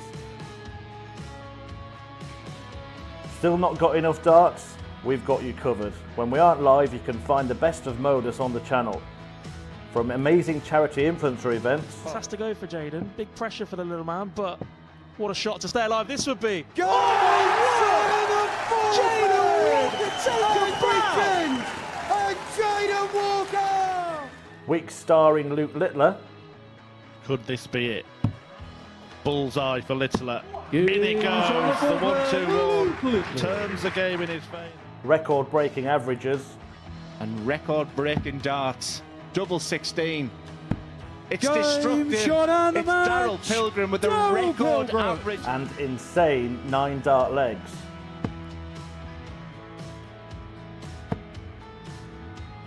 Max. 108. And Sherrick is continuing upon a road towards perfection. That's a second max in succession. Baron Sherrick wants treble 19. And now double 12 to become the... But that's not all. We also have the exclusive series of On the Hockey. But when I played darts, I was allowed to be me. Deep dives in our tungsten talks. No email at all. That really is. And the words that just come out make me head what? 127 in game. I cried a few tears when they told me. I still love it so much. And Modus documentaries. Everyone knows we're watching something special. This is going to happen. Just when? When is it going to happen? Didn't take long. Darts is on 24/7, so what are you waiting for?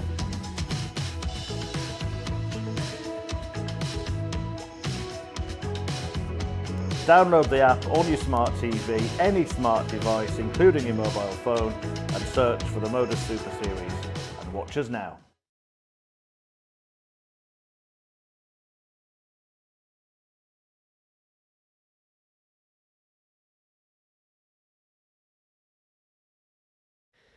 Welcome back to the ADC Global Championship, where before the break, Gary Stone made it 2 wins from 2 with a 4-0 success against John Desreumaux. Him and Marvin van Velzen dominating proceedings, as you can see on this Thursday evening. Both have won 2 from 2. Joe Croft, the other winner this evening. So for John Desreumaux and Charlie Martin, they are both on 0 points.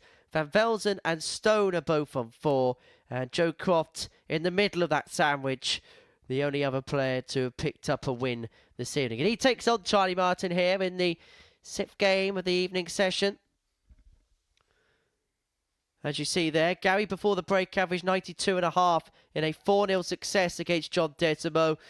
And for Croft and Martin, it is that man that they're trying to catch at the top of the table.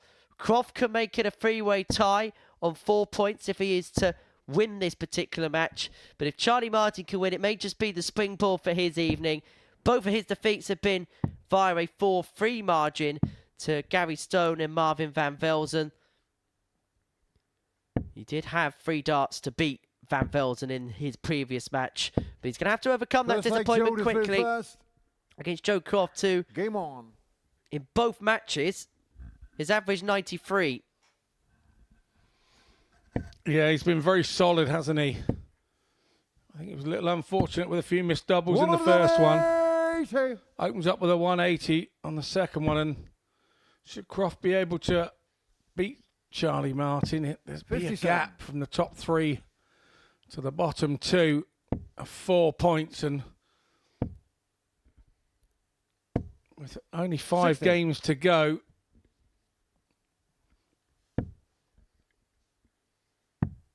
It makes life very difficult to catch up because you do run out of games in this Group B. Well, it's a bit of an antithesis of that Madonna track because 100. time doesn't pass by so slowly. But 2 people will be hanging up their chances of winning this global championship by the end of play 57. tomorrow. Joe Car 161. But for Joe Croft and Charlie Martin, if they were to win this global 45. championship, they would be like a Virgin because they'd be winning a big title for the very first time. 60. Joe Car 116. 116 for Croft. Missed the big number, but he has got a lot of time in this leg because Martin hasn't really got out the starter's gate so far. 76.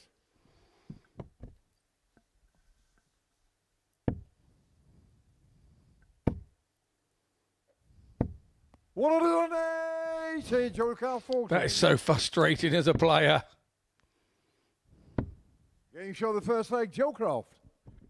So Crofty takes tops. Second leg, Charlie 17 to throw dart. first. Game Hold on. a throw.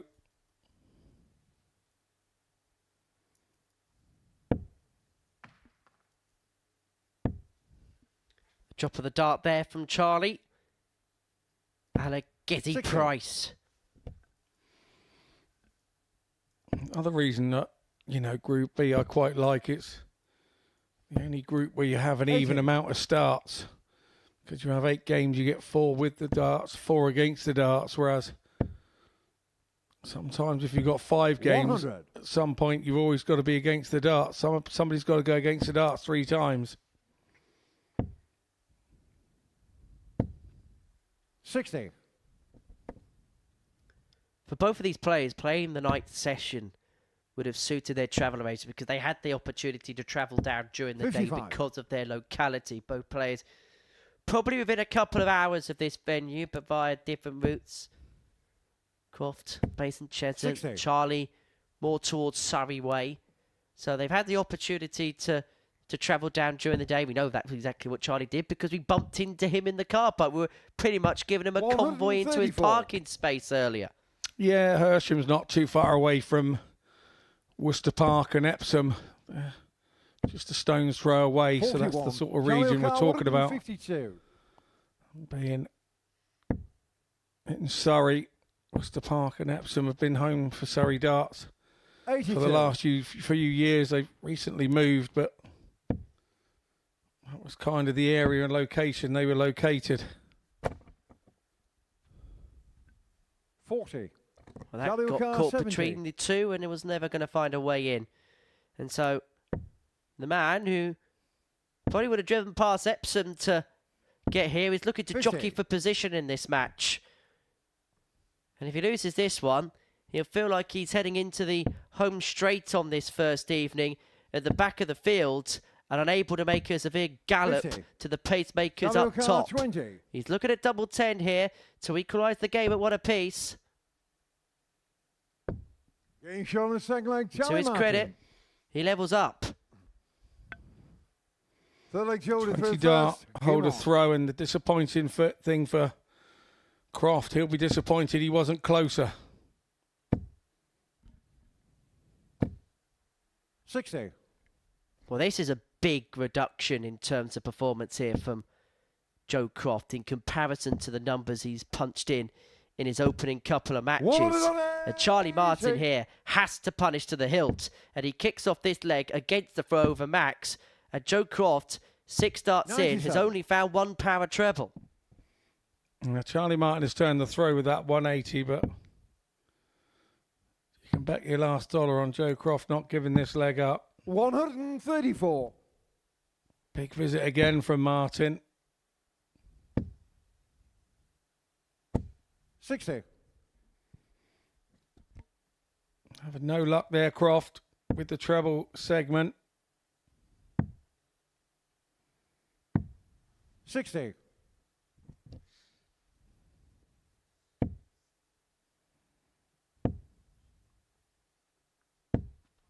40. Time and Yellow space. car 127. I don't need to tell you what that means. Don't need to tell you what this means to the 87. players. £25,000, and for these two, would be the biggest trophy they've ever lifted in their career. Some Christmas present to have that drop in your bank before Christmas. 55. Charlie O'Carr, We hope 40. they've got the Christmas presents done early, then they don't have the excuse of after 25 grand goes Show the in, third leg, people Charlie wanting better Martin. presents. But that's a 13 dart breaker throw for Charlie Martin. He finds Ball for himself Charlie to throw first. 2-1 up in this contest. Joe Croft shakes his head in the background. He is way off the pace here in comparison to what he's done in the opening 2 games of the evening session. Martin averaging 88, 50% on the doubles. He's being 135. efficient so far, but he's not really being pushed by his opponent for some reason or another. Joe Croft has 45. somewhat hit a bit of a wall here, and he's as confused as the rest of us. Yes, you have tough times up there when you can't work out what's going wrong. And you tend to try and change something. I tend to try and change 134. something, stand back an inch or whatever if I feel I'm thrown too high and the adrenaline's kicking in too hard, or I move over an inch. I do 95. something to try and find it, just for a couple of throws, and then go back to where I started. And sometimes it finds its way back there. 41.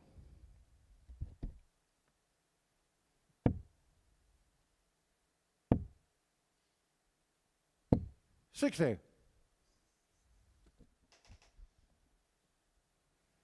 6 starts here for Charlie to extend his lead to 2. 100. And at this present moment in time, his opponent is discombobulating on the stage. Just the non-treble visits are hurting 58. Croft badly. Charlie O'Carr, 91. But let's not take it away from Charlie Martin. He's kept Croft under pressure the whole way. 51.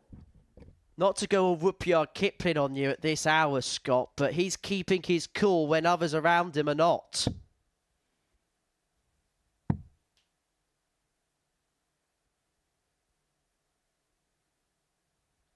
Keeping his 95. head when others Charlie around O'Carr, him are losing 40. theirs. And he's got tops here for 3-1. Getting shown Double the 10 will fourth leg, Charlie do. Martin. Charlie Martin 3-1 to the good and is a leg away from his first win of the Desreumaux evening. to throw first. Game on.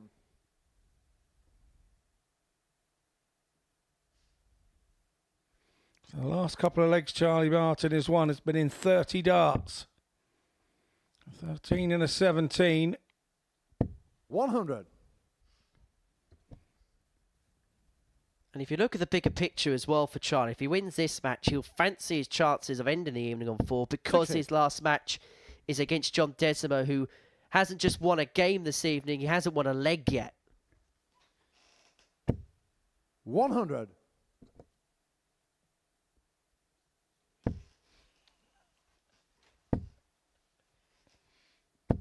180. Throw him a freedom now, Charlie Martin. Now he's 3-1 up. 140. Much better concentration there from Joe Croft.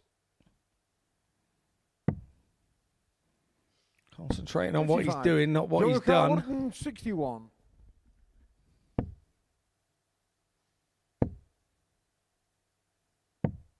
86.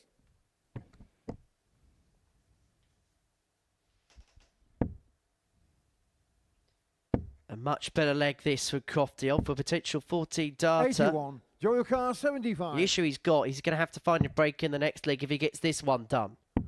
But first things first, finding tops, 35. clips the wire, Charlie and O'Carr, now he waits in the 125. background with Charlie Martin returning for 125 to seal his first win of the evening. Treble 20 would have given him a dart at tops, and so Croft will come back for 3 more to reduce the gap back down to 1.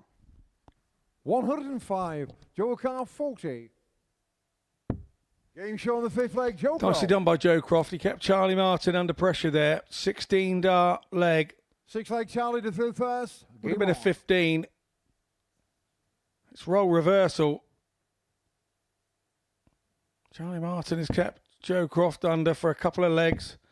And then Joe Croft returned the favour. 83. Kept the pressure on Charlie Martin and made him make mistakes. 140.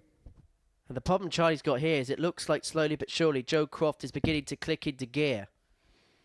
Yeah, got second wind, hitting a purple patch, 44. isn't he? And it's what you got to reap what you sow. So when you hit a purple patch, you've got to make sure you win legs alongside it. 125.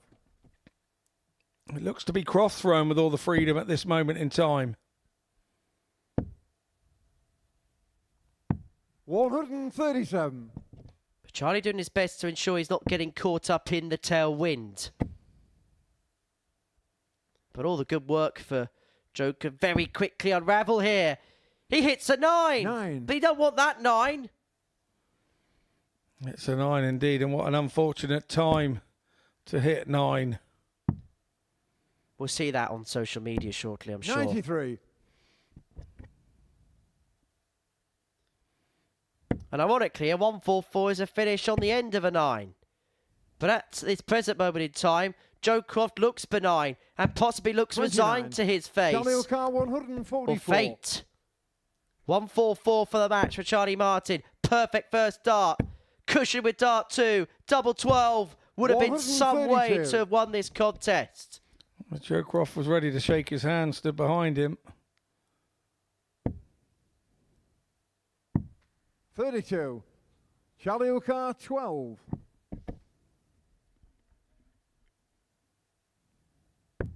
Getting shown on the match, Charlie Martin. So if the match goes to Charlie Martin there.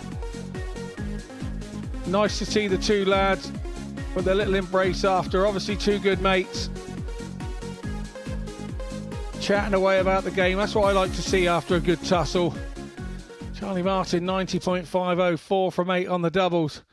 Joe Croft, you can see there, wanting a little on the scoring. When he got to the doubles, he was pretty efficient, but the problem he had was getting there. But it's a 4-2 win for Charlie Martin. We're going to head into a short break, and when we return, it's Marvin van Velzen and Gary Stone, and they played each other 3 times already this week.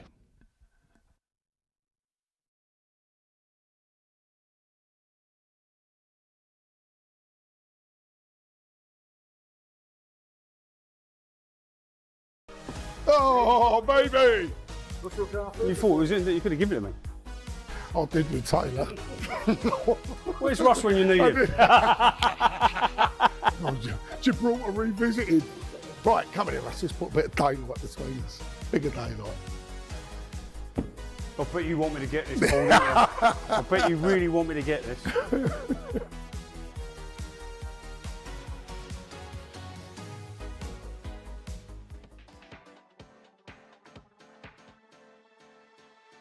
Matthew Edgar has gone for the bullseye on 92.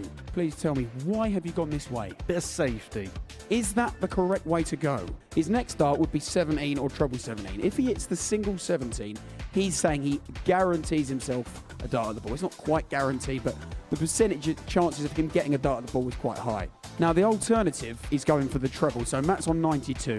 Raymond van Barneveld, I believe, was one of the first players to go the treble 20. His basically reasoning was, as a professional dart player, he backs himself with 2 darts being that good to hit a treble. If they don't hit it and they hit a single 20, this is where the next bit of dilemma comes in.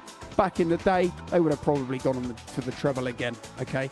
Nowadays, we don't really see that very often. The next shot with 72 left, 8, maybe 9 times out of 10 is 2 double 18s. I mean, look at the size of the double segment. This is another fact that it's big. The bullseye's tiny. That's the thing, isn't it? I think to myself, I would personally, if you're a good dart player, I think go the single 2 doubles. And then next thing you know, someone's gone the 25 route and I find myself calling game shot. Which route would you do on the 91s, the 92s, the 93s, the 94s? Should you go for it? Or should you lay up? Your opponent's on 212 points. This is a World Championship semi-final. The fans out there, they're all against you. You need something to get them on your side, perhaps. What would you do? Genuinely, what would you do in this situation? I'll be going for it. Got to go for the bullseye. And what's your reason behind that? Why would you do that? Just got to believe in yourself. Give yourself a little bit of a G up. If you hit it, it's going to look incredible. And if you don't, then you've got time to sort it out. Me, as somebody who likes me mathematics, I would probably say do the sensible thing, lay up.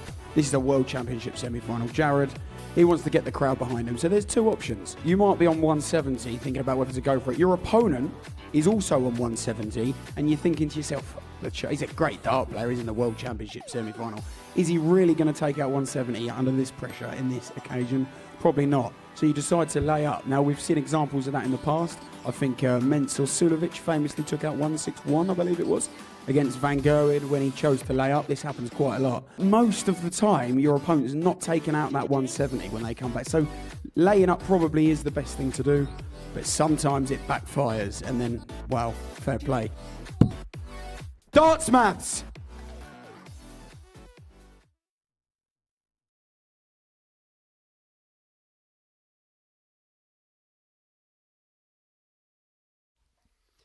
Welcome back to the Global Championship. Before the break, we saw Charlie Martin get the better of Joe Croft by 4-2. That was in our 6th game of the evening session. Match 7's about to get underway, and it sees Gary Stone and Marvin van Velzen go toe-to-toe on the hockey.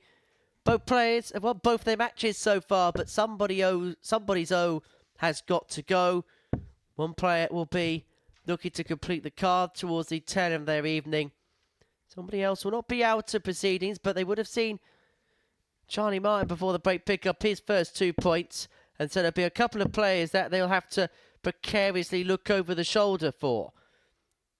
But these two have been the standout players. In particular, Gary Stone, 2 averages in excess of 90 so far this evening. He looks like he's banished the woes of Group A very, very quickly. And now looking to hammer home in this Group B against a man who was, for so long, his biggest rival in Group A, Marvin van Velzen. These two were pushing all the way towards the line against one another. But a 2-horse race became a 3-car sprint. And it was the car from behind that sprinted forward, put his foot on the accelerator and crossed the finishing line as these two just eased up a little bit. And that was Adam Mould, who's, I'd say, putting his feet up, but has been spending the whole day working. These two at their particular office and now looking to put in the hard yards here. Yeah, the particular meeting between these two I'm interested was the third one where Van Velzen beat Stone 4-1 on Wednesday.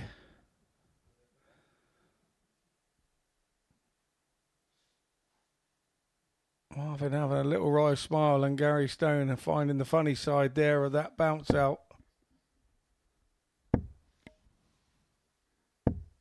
And that's what happens if they all stay in. But yeah, this particular game was a 4-1 win in favour of Marvin. And when Gary Stone misses out on legs one, 81. well, just one leg, wasn't it? Or was it 2 legs? It was 2 legs. Going down 4-1 to Marvin was probably the turning point in the evening for him, and the afternoon for him. So 26. I'm sure Gary wants to repay the favour here to Marvin, but 60. Marvin tried to float one over the top there, Stone, but 55 for Van Velzen. Nicely done on the big number.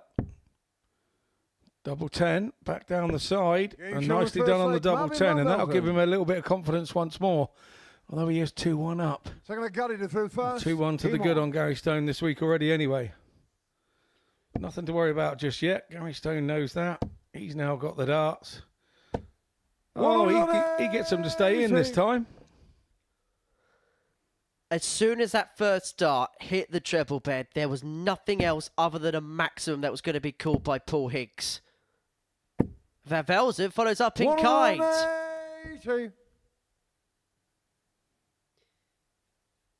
No. Say nothing. No. Leave it. Told you. It's because you said something. Well, Marvin's on a 9. 93. They're both on a 9. They're both on a 9. No, I thought that was where you were going. Just leave it. Marvin van Velzen hits a 9-darter in this leg. In an alternate universe. 81. If we're in Back to the Future, we need the flux capacitor to take us back so that he can have those 3 darts again. Trust me, if I could go in a 84. Back to the Future time DeLorean, I would go back and change so much. No, you wouldn't, because if we found a DeLorean, we'd buy it, we'd go halves on it and sell it for a fortune. Or we could do that. 140. Go to 144. 144 for Stone. And when the first dart sits like that, you expect the second to go. It does. Double 12. 132. Marvin your car 100. Inside. And the crime for Gary could be missing a dart for a dozen darter. Because Van Velzen's looking at a ton and he's looking for a 2-0 lead.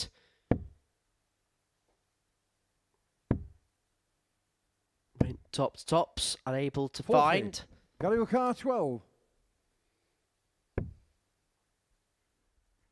It was around about this time last Thursday that this group really caught Yeah, fire he's with that on the match second between leg, Darryl Gary Pilgrim Stone. and Bradley Brooks.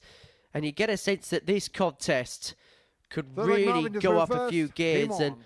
possibly go beyond the 100 mile an hour and 100 average mark. Yeah, great shout, mate. You're absolutely right.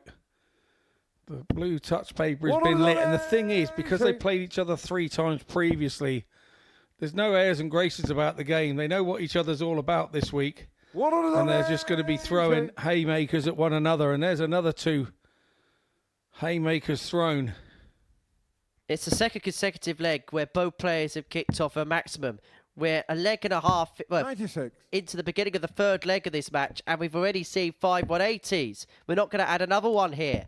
But what a contest we're being treated to. 140. Gary Stone here, averaging 108.91. Marvin van Velzen, 110.73. This has been delightful. This has been beautiful. It's been wonderful, magnificent, majestic. Say the adjective, it's probably right.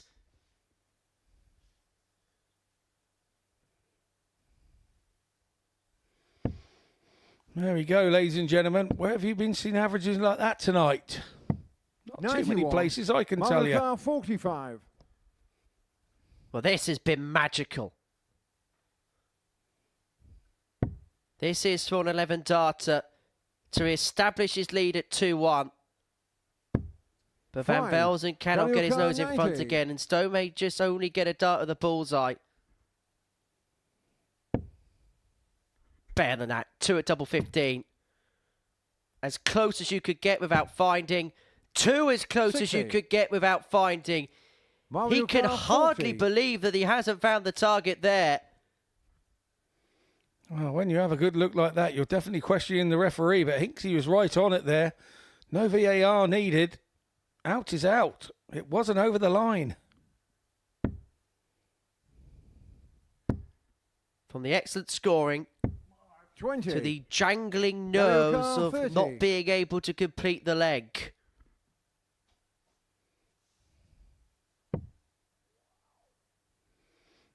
Wow, indeed, Gary Stone. Wow, indeed. Double 4.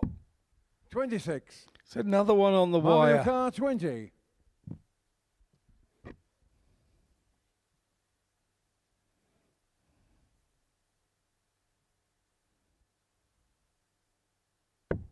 Getting shown the third leg, Marvin van It's one of Velzen. those situations. You give me enough goes, Gary, I'll get it.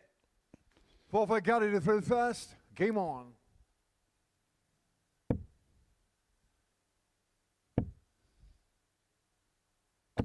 $81.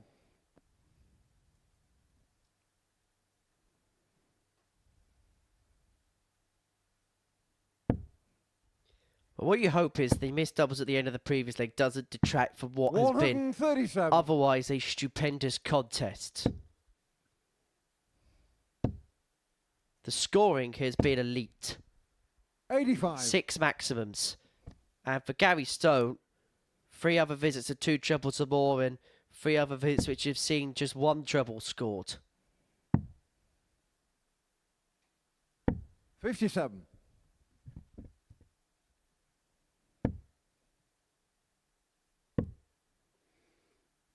It's been a super watch, hasn't it?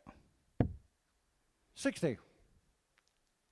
I question that dart at the bullseye there at that moment. I understand kind of why, but then when you throw the third dart and it doesn't find its designated area, it feels like a dart given away then to me.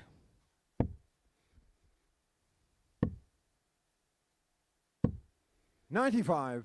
Marvin Carr, 127. Velzen punished that Gary Stone visit where he went for the ball there as well.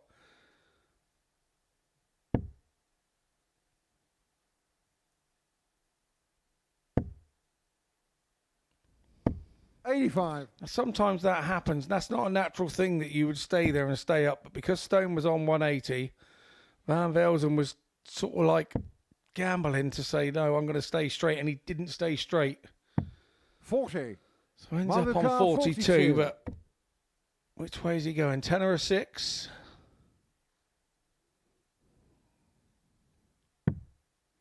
No, he's going 2. Getting shown the and that's the reason why. What do I know? Well, Marvin Van Velzen has got the break and throw. He leads 3-1. He's hit 5 maximums in this game. In fact, we've seen 7 across the course of the contest. The most we've ever seen in a match in this building is 9. It was a match between Chris Gilliland and Luke Littler. Perhaps not 59. A surprise.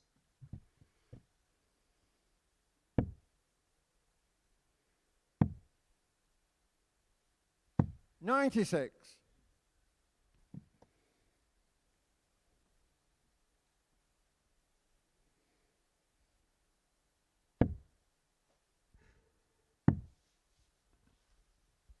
$84.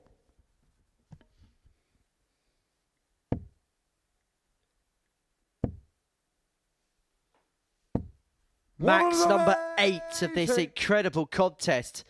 If this goes all the way, it could well be the first game in this building that sees double digits in terms of 180s. 60.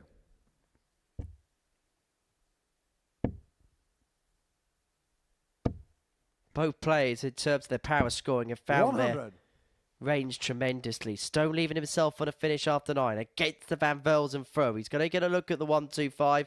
Van Velzen needs a 2 treble turn here to leave himself on a finish. 76. Gariuka, 125. But he needed 2 big trebles to do that. Doesn't have to go 25 bull. With Van Velzen not on a finish. But if he was forced 85. To do so, he would have had the perfect lie in which to do so. He's left himself on tops after 12 to get the break back, to return the match to throw at 3-2, and he'd then have the darts to take us all the way. 58. Gariuka, 40. Getting shown the 5th leg, Gary Stone. Really good game, this.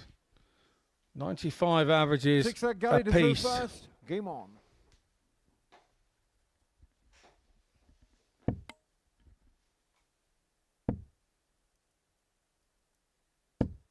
$45.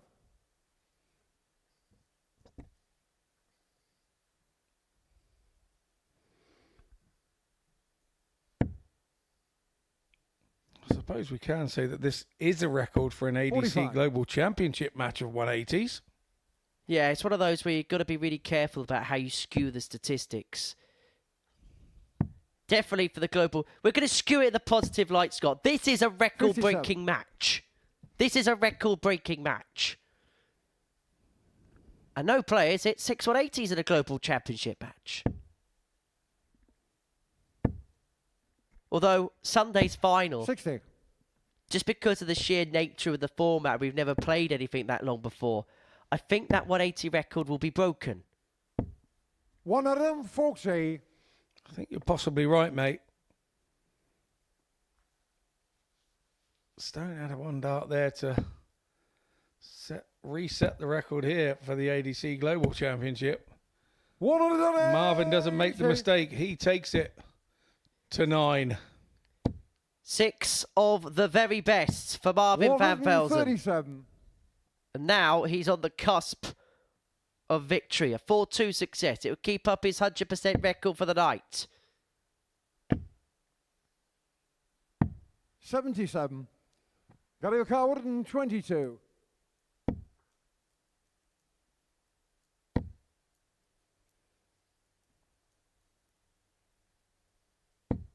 90. Nice last start from Stone there. He now sits there and wonders, will he come back? This is in the Van Velzen territory. Not this time. So it's looking like 57. we're going 32. all the way with this one. To the wire. Well, it's the wires that could come back to cost Gary Stone because he's missed 3 darts to take us all the way. And so Marvin Van Velzen to bring the curtain down on what has been a classic match. He's looking at 82 to win 4-2. He's hit 6 180s in this match. His scoring has been nigh and immaculate. And now he looks at the bullseye to win. 35. Not to be on this occasion, so Stone comes back for 4. This is harming the early door average here for this match. Game shot on the 6 So we go down the last. It's advantage Van Velzen because he had the darts, but sometimes when you've won leg number 6, you have the momentum. The next 6 darts will tell us roughly which way this is going. 140. That was almost number 7. It's been a scoring clinic, this, for Marvin Van Velzen. Yeah, it really has. He's hitting more 180s in this game than most players hit in a daily campaign. 81.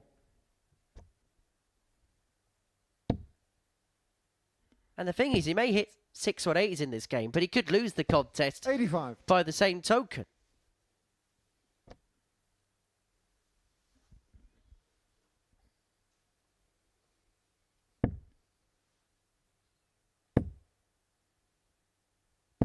$60. You're getting to the point in the leg where you're trying to make sure you've had your 6 darts loose now. Now it's time to accelerate in the middle of the leg. And 81. Stone needed a double treble visit there to trouble Van Velzen, but he does keep him under pressure. And 180 now from Van Velzen would be divine. 121. But that stray last start means that Van Velzen's left on 99.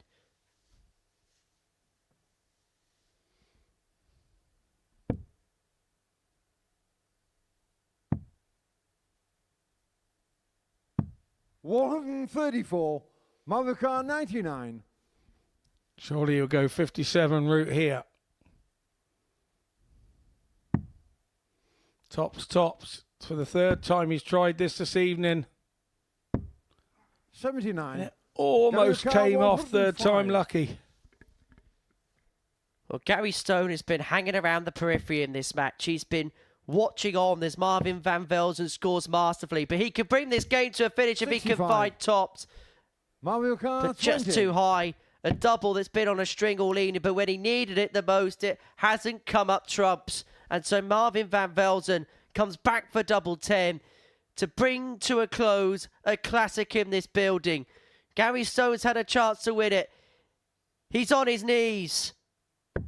But it's Van Velzen who sinks that double 10 and is feeling chipper at the top of the table. He wins an absolute classic. 6 maximums to his name and 6 points to his name in the group. MVV is becoming the MVP in this group.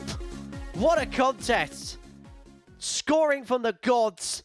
Finishing, which maybe at times was a little bit suspect, but that just added to the drama of proceedings.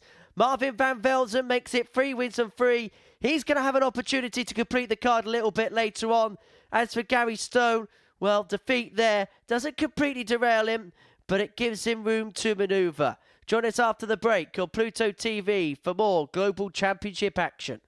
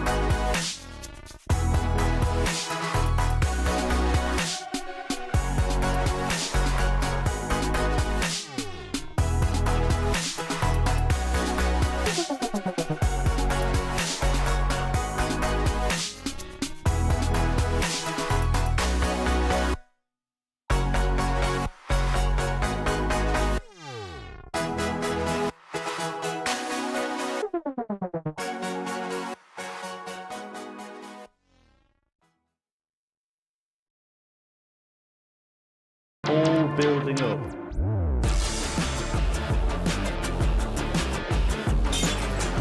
No, he's going for it.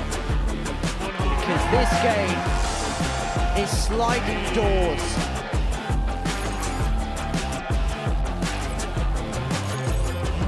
For that grand finals event.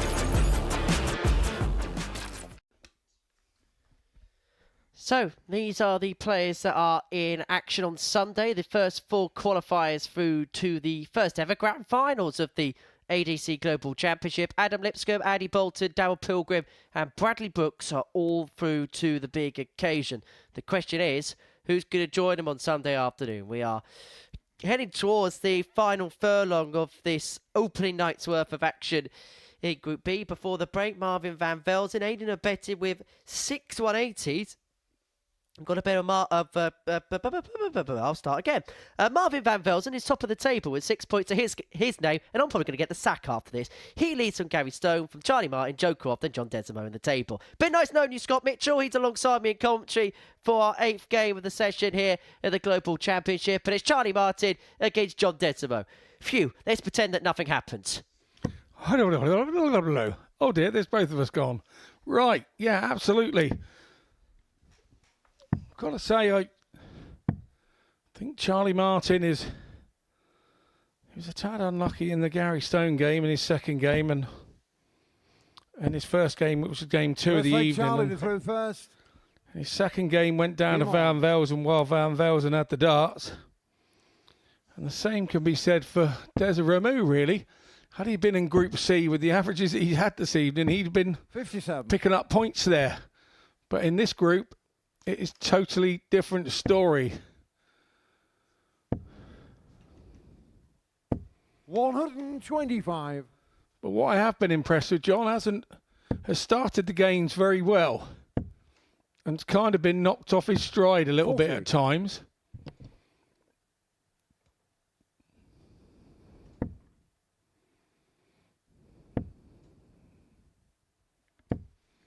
$36. Charlie will feel opportunity knocking here against John, who so far this evening hasn't won a leg. 59. And I suppose he's going to have that killer instinct against the killer bee if he's to end on 4 points.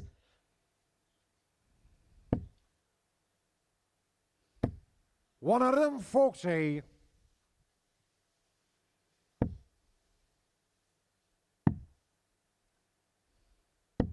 $57. There's also something about, Charlie knew that was a big game against his good friend Joe Croft in his last match, and 100. Sometimes you can hype yourself up and, you know, anger yourself up and really want that game and then forget to do it for the next one. And he's probably been a little bit guilty of that in his first couple of throws. He's got to find some freedom and relax. A nice finish. Yes, exactly, John. Exactly what we've been saying. You've been there and thereabouts in those early legs. You just needed to finish them off to give yourself some confidence. And so what does he do? No better way. Shoots at 100 with 2 darts.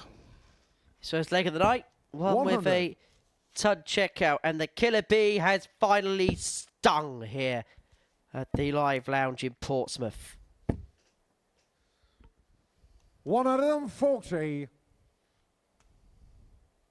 He'll be buzzing with that, won't he? Quite rightly too. He's not ready to go into hibernation just yet. Well, he's had a busy night. He tried to sting Scott Williams earlier and now playing on this stage. What a game that was, by the way, earlier on. 81. Scott Williams against Nico Springer. Possibly the game of the championship so far. Williams won by 3 sets to 1. And then Kevin 100. Dewitt beating Michael Smith by 3 sets to 2. That game going to overtime. Elsewhere this evening, Matt 96. Campbell beat John Metzer Lucar, Silovich by 3 sets to 2. And Nick Kenny with a 3-0 success against Stowe Buds. Desreumaux here, 6 darts for a 2-0 lead. 42. And if the truth be told, we probably had Charlie as a heavy favourite for this match before the off. But he's averaging around what he has done all 96. evening. But Desreumaux here, 119. 101 average. Yeah, indeed. We know he's capable. I've always known he's capable. 103. Charlie Car 88.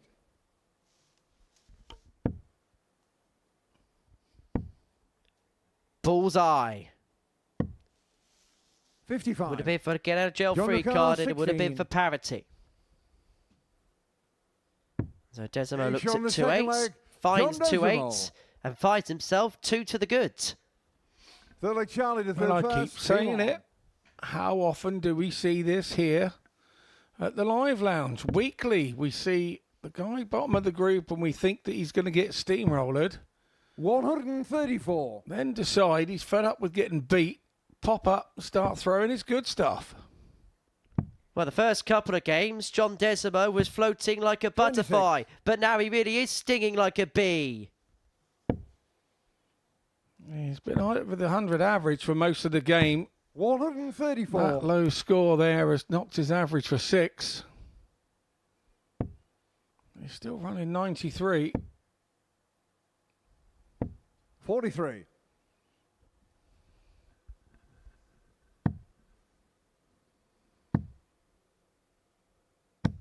$95. For this leg, one-way traffic in the direction of Charlie Marty. He's left himself on 98. 138 Charlie after Car, 9. And 138. Desreumaux, well, the best part of 200 points back. 98. Great last dart. Leaves himself on tops after 12. And now Charlie Marty really is coming to the party. 54. Charlie Car 40. Desreumaux still has the break, don't forget. Game shown the third leg. Charlie Martin. That's a 13 dart holder throw for Charlie Martin, and Fourth leg John to through first. Game it on. really does put down a statement, doesn't it?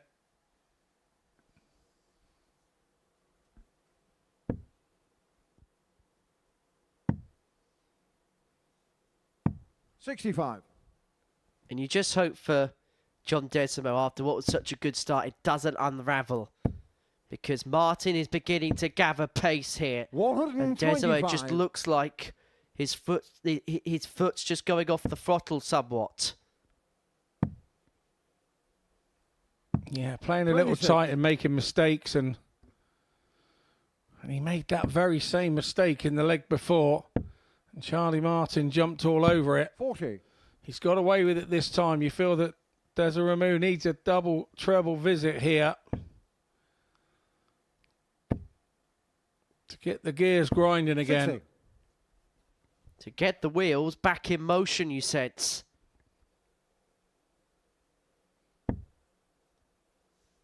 Martin has effectively turned the throw already in this 41. leg, but he just cannot put his foot on the accelerator.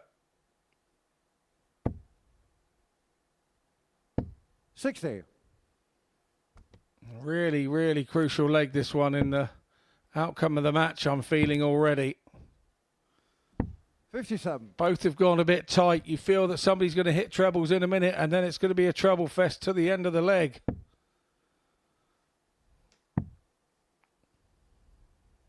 96.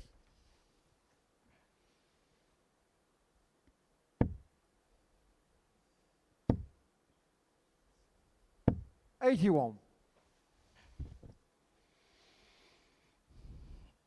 You feel 100 is the minimum requirement here from Desreumaux. 100. Charlie O'Carr, 157. And so Martin, 157 to square up at 2-2, unable to take on this occasion. Desreumaux will return for 94 74. to open up a two-leg John gap O'Carr, and to move 94. himself to within one of his first win. Lazy dart, that last one from Charlie Martin, but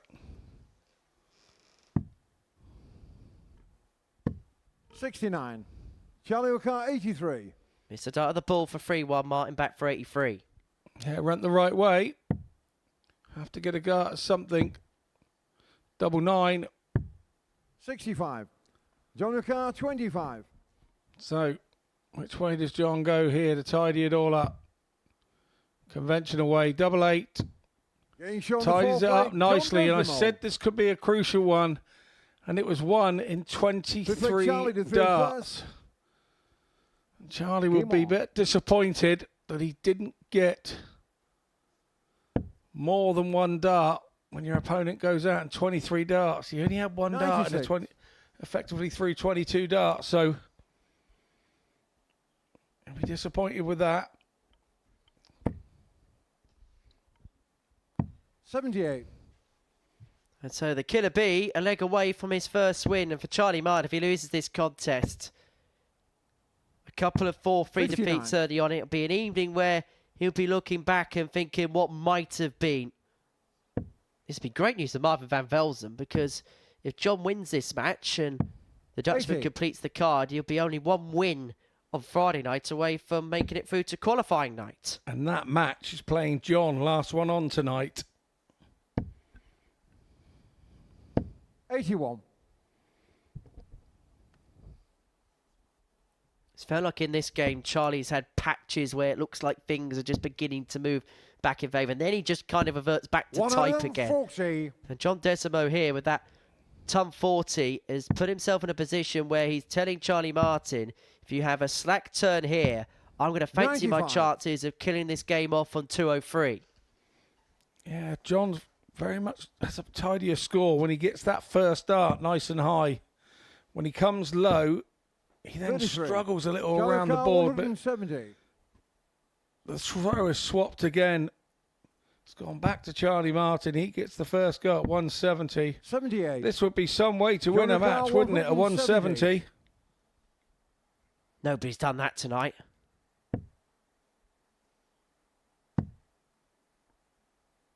Charlie Martin was 43. nearly stung by Charlie a big O'Carr, fish of a 92. Killer Bee. But he's not going to bring it back to 3-2. And he's going to get a dart at double 12 to do 68. exactly that. Unable to John find, and O'Carr, so this for the match. 127. Have to make sure of the big number in that situation first off. Have to. 41. Charlie O'Carr, 24. And so to extend this game furthermore, double 12 for Charlie Martin. One left. Getting shown the Off fifth leg, the Charlie barrel Martin. and in, and we are back to 3-2. And for John Desreumaux, this is the leg where Six he leg has John the to darts first. Game to on. win his first match at the Global Championship. Nice and high with the first one, John, and give yourself a chance.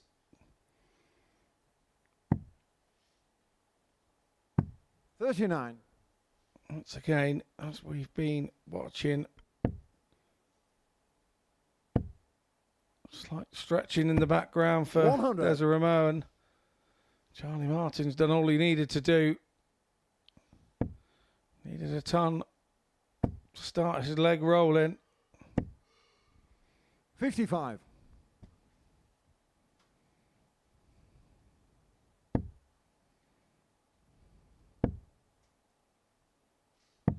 $57.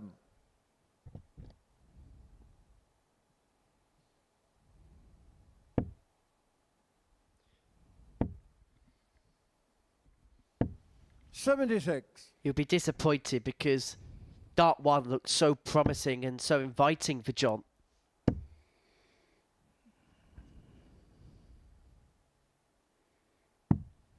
$44. Well, that's an opportunity now for Desreumaux to get the throw back. Takes the place and concentrates a little harder. 100. And that's a much better visit from the Killer Bee.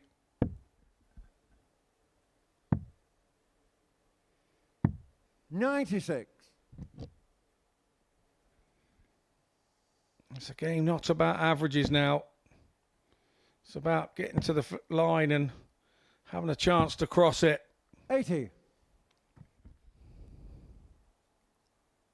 Desreumaux first to finish, but Martin will fancy his chances just that little bit more, particularly considering he found a triple in that term. But this will be some way to seal his first win at the Global Championship.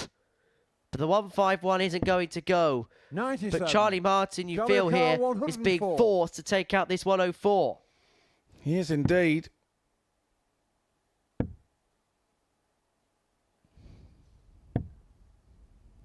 $72. John O'Carr, 54. So 32 waiting. All about the first dart here. Gets that right. Steps back. Has a good look. 34. One up Johnny and one O'Carr, under. 52.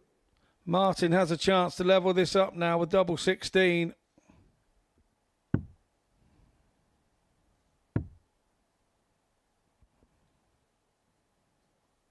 It all depends on this dart. It could be the last 16. dart that Charlie Martin O'Carr, throws 20. tonight. Desreumaux back for double 10 to win for 2 to get his first win on the stage. Charlie Martin almost looks resigned to his fate. But it hasn't been sealed yet. And Charlie Martin's got one final reprieve. When you haven't won a game yet and desperation kicks in, 12. he's going to get another Johnny go. O'Carr, 20.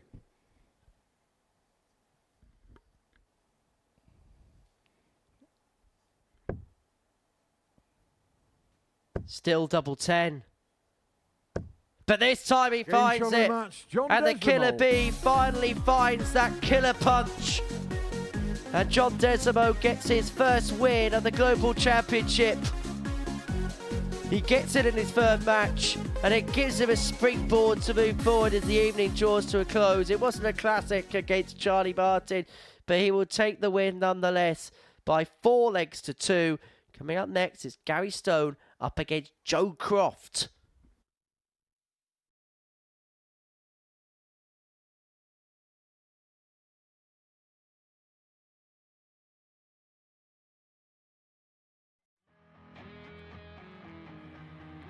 Looking for uninterrupted 24/7 darts? Simply download the Pluto TV app on your smart TV, mobile phone or smart device.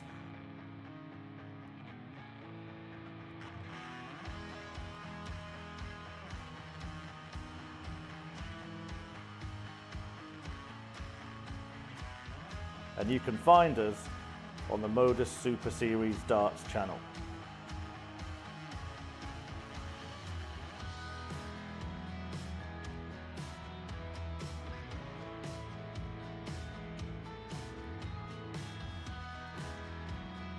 Watch us live from 9:30 AM on Monday to Wednesday, from 1 PM and 10 PM Thursday and Friday, and for our weekly and series finals, 7:30 PM on Saturdays. Still not got enough darts? We've got you covered. When we aren't live, you can find the best of Modus on the channel. From amazing charity influencer events. This has to go for Jaden. Big pressure for the little man, but what a shot to stay alive this would be. Go!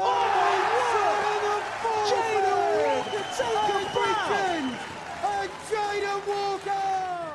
Week starring Luke Littler. Could this be it? Bullseye for Littler. In it goes, the 1-2-1. Turns the game in his favour. Record-breaking averages. And record-breaking darts. Double 16. It's Game destructive. shot on the It's match. Daryl Pilgrim with a Daryl record Pilgrim. average. And insane 9 dart legs.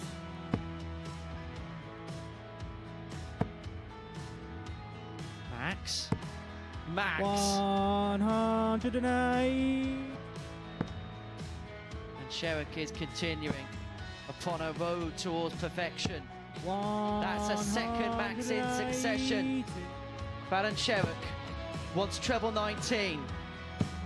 And now double 12 to become the... But that's not all. We also have the exclusive series of On the Hockey. But when I played darts, I was allowed to be me.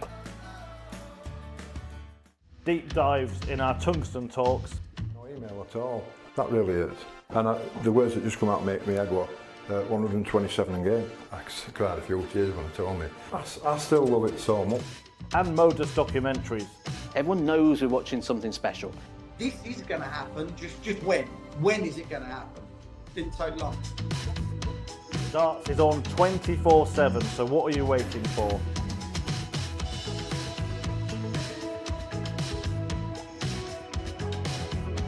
Download the app on your smart TV, any smart device, including your mobile phone, and search for the Modus Super Series.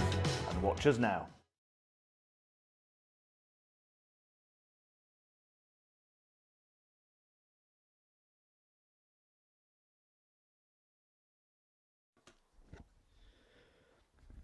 Welcome back to the ADC Global Championship. 2 more games to go on this Thursday. And we kick off with a meeting between Gary Stone and Joe Croft. For Gary, he could end his night on 6 points, or he could be hauled back in by Joe Croft, who can get his second win of the night, and it would make things very interesting in the league table and open up the door for Marvin van Velzen if he completes the card to have a 4-point gap at the top of the table over second and third, and then a 6-point gap over fourth and fifth. Remember, 3 from 5 qualify through to Saturday's qualification night through this particular group. Let's let Gary to through first. Game on. And so for Gary, if he can win this game, he will do himself a whole host of favours. Max written all, well, it looked like it was a Max written all over it. It was, right to the point you opened your little mouth. 46. And then it went. It's been a long fortnight, Scott. I don't know anything about any computer games. 25. I'm surprised you even know what Fortnite is. It's all right. My nephew's told me. I've got a clue. Is that the one with the... Genuinely, is that the one with the dances? 58. I've got no idea. Is that the no floss? idea. Is that the one... Do you remember? Was that the floss phase? No idea. 134. You lost me. I just knew it was a game. Just like this one. 46. This could be a game if these both go at 100 mile an hour. 2 real power scorers. 2 players that play with their heart on their sleeve. Perhaps as entertaining could be the stuff off the hockey as the bits on it. Because they will go through the helter-skelter of emotions. Well, indeed. 140. Got a 164. Joe's found his range now.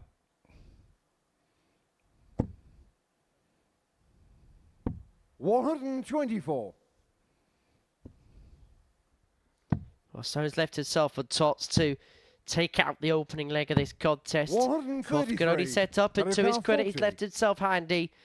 But this has been so kind to Gary Stone. Not just has he been hitting it a lot this evening, he has been hitting it dead bang in the centre, dead bang in the middle of the bed. He has got his range on that target. 41.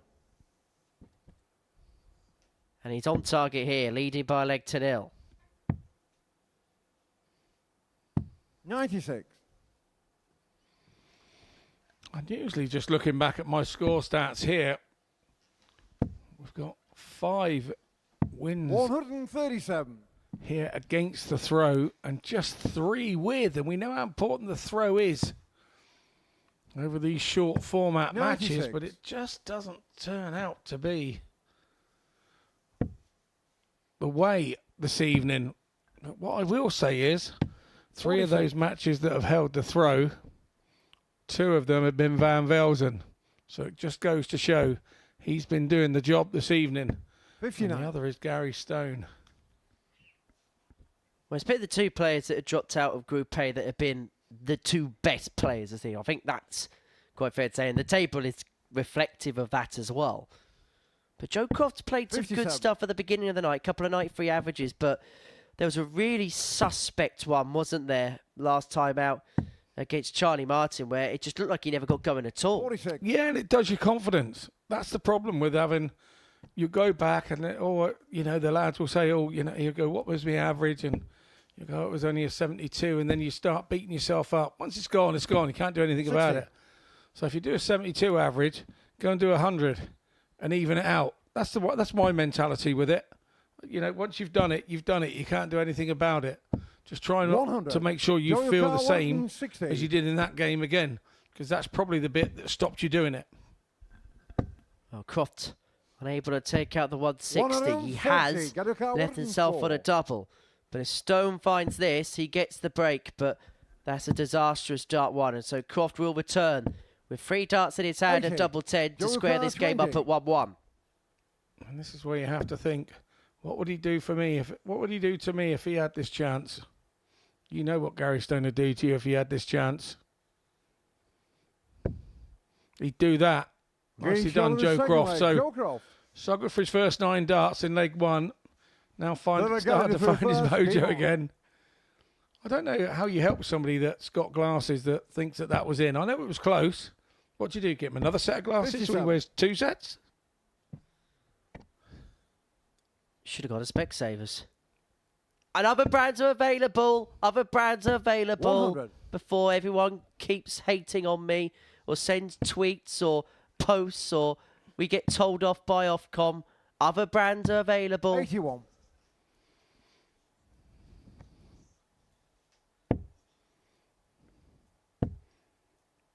But it doesn't work as a joke. You should 95. say should have gone to Donald and Aitchison. Is that another brand? Of course it is. You stick with me. Burke Reynolds used to be bonded by them.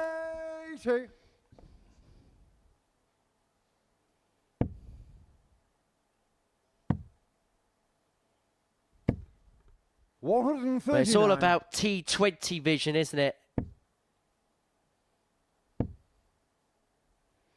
And now you've brought up the cricket and we're not even in the summer. 167. Won the Test series, though.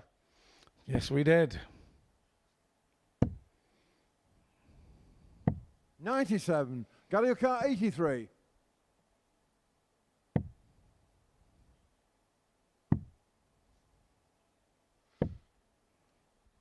$51. Well, Joe Croft. Galiuka 70. He's on the cusp of a breaker throw here. He's going to get 1 dart in his hand and double top for Games it. on the third And leg, 1 Joe dart Croft. and double top was all he needed. 2-1 to the good, a break in 4.2 hand. to third And first. after what was a real promising start, Game things on. are beginning to subside for Gary Stone. Yeah, super stuff from Joe Croft. And if he threw that one to the right to leave the gap to the left, not only was that good, it was brave. I've heard of people that are right-handed throw them to the right so they throw 96. the dart in the 20 to the left so that they can get it tops to the right. That one was the opposite way for Joe Croft. 100. We know the Owen Bates of this world and Darryl Gurneys of this world throw the flatty so that the flight stays 93. flat and you can see tops nicely by holding the front end of the barrel. Maybe that's one you'd like to practice at home, the flatty. I've tried it. Every time I do it, I hit the number 20 right over the top of the board. It doesn't work for me. What a leg this is. Gary just Joker 41. chunters to himself because he's seen Joe Croft race away from him. This is for 3-1. For cruise control of the match. And he is going to come back for more at that target because Gary is not in finishing range. And it's important for Croft to do this because he wants to get at the bottom of the field as well.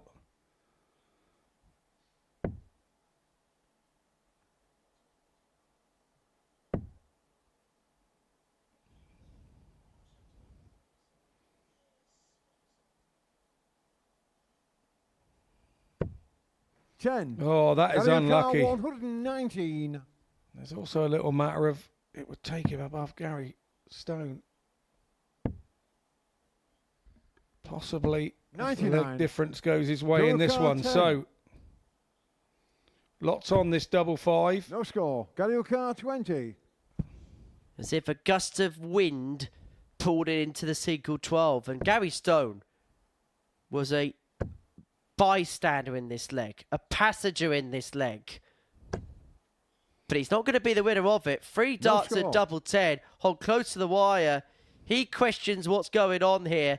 He can't believe what's happening to him. 10. He can't believe that neither of those darts are in. And there's a feeling of tension out there. There is a real sense of palpitation right now. No, you're absolutely right. And they know what's at stake here in this match. 5. Garyuka 20. I think I could lip read there that Joe Croft said awful. Getting shown the 4th leg, Gary Stone. Gary was so close with the first one. Yeah, indeed, Gary. I don't know what you stepped in. 5th leg, The Gary. last 3 legs, you've been absolutely pulverised. But the fact of the matter is you're still there at 2-2.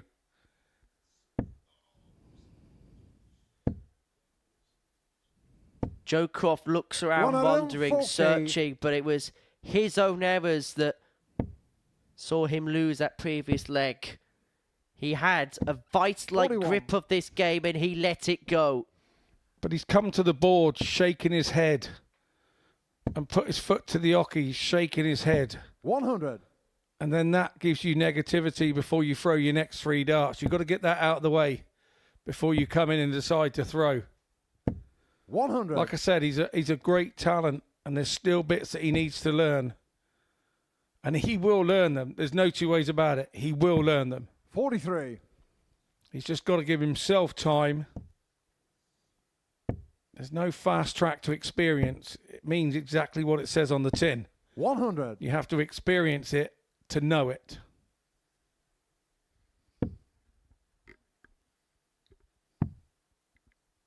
These are 2 players that at 57. times you can say have been found guilty in the past of trying and wanting it too much. 125. Garyuka 161. Heart on sleeve.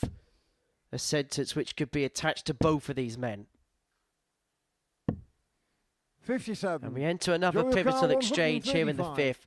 Croft, spurning opportunity to go 3-1 up. It's looking to go 3-2 up if he can find tops. 150. And after the myriad of missed doubles in the 104. previous leg, that would have been some way to have atoned for his errors.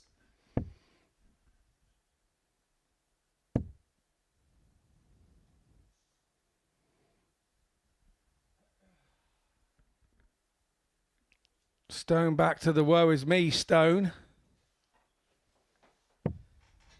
50. Garyuka 20. It was this double where things began to unravel in the last leg for Joe Croft. Can he find a way through? Yes, he can. Hallelujah. Joe Croft. Finally, Joe Croft pins that double 10, and finally he's on the hill, and he has the darts here to complete the job. I can't tell you how mentally tough that double 10 was because of what happened in the last leg. And he had a few darts at the start of this leg, then found 60. his mojo again at the end.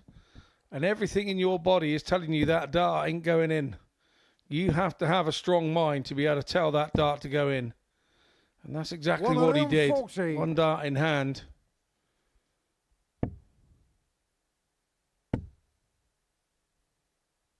45. He hasn't set the world alight. And he's opening 2 throws here once more in leg 99. 6. It's a very important leg because obviously this is the one that he has the throw. And when that first dart 58. drops slightly short, it does cause him a problem.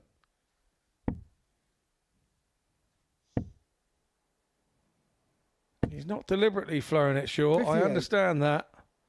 But sometimes you have to consciously make sure you are just above rather than just under.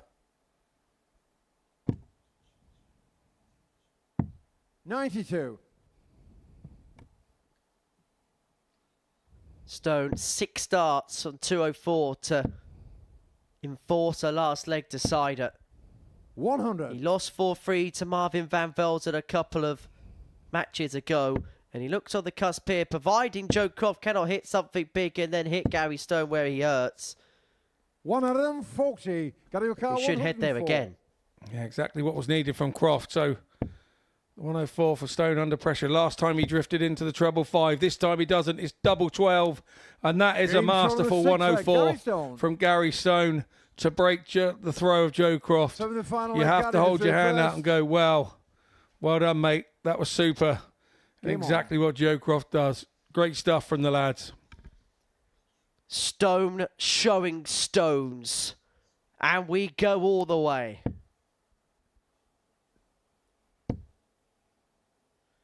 Joe Croft chews on a sweet, and he knows that his night now is coming to the crunch. But that first dart is succulent. That max is magnificent. It's magnificent indeed. This has been a right old tungsten tussle, this one. 58. Croft wins, he moves on to 4 points, level with Gary Stone. If Stone wins this leg, he moves on to 6. That is how key this particular matchup is. It paints a massive picture. Will paint a completely different picture depending on the direction of travel this last leg goes.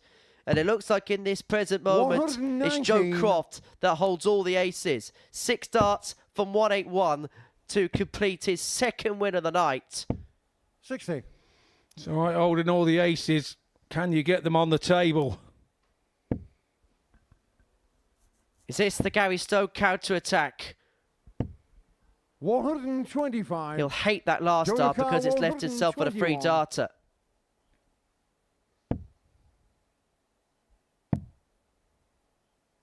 And that's where the slip with dart 3 can really come back to cost Gary Stone. Croft unable to make any headway from 1-2-1. It's tops. It's not to be. 59. And now he has to hope in the background that Joe Croft has not got a mid-range finish to end his night. Got to hit them big numbers. You can't emphasise that enough. And had Joe done that, he'd been going at a 2-dart combination here, a single to double. He's not. 39. And now it's Stone for the win. Double top to end on 6 points. A case of what might have been for Joe Croft.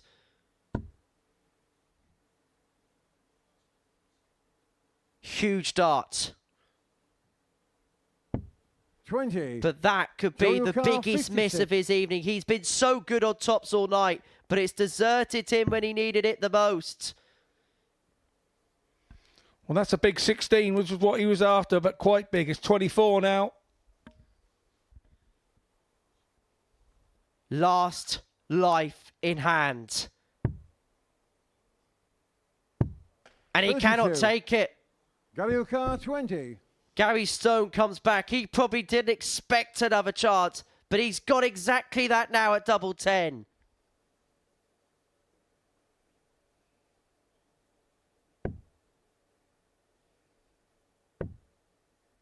Double 5. Last dart in hand. And last dart in hand he finds. He crawls over the line against Joe Croft 4-3. Gary Stone, a relieved man. He's got 6 points to his name. But boy, it points as he had to work hard for what he's got. Joe Croft will feel crestfallen as he heads back down the stage. He'll feel like he should have ended this evening on 4 points. 17 missed darts for Crofty in that match. He's going to have to end on 2, as will Charlie Martin. But for John Desreumaux, he could put himself in a qualified position if he beats Marvin van Velzen after the break.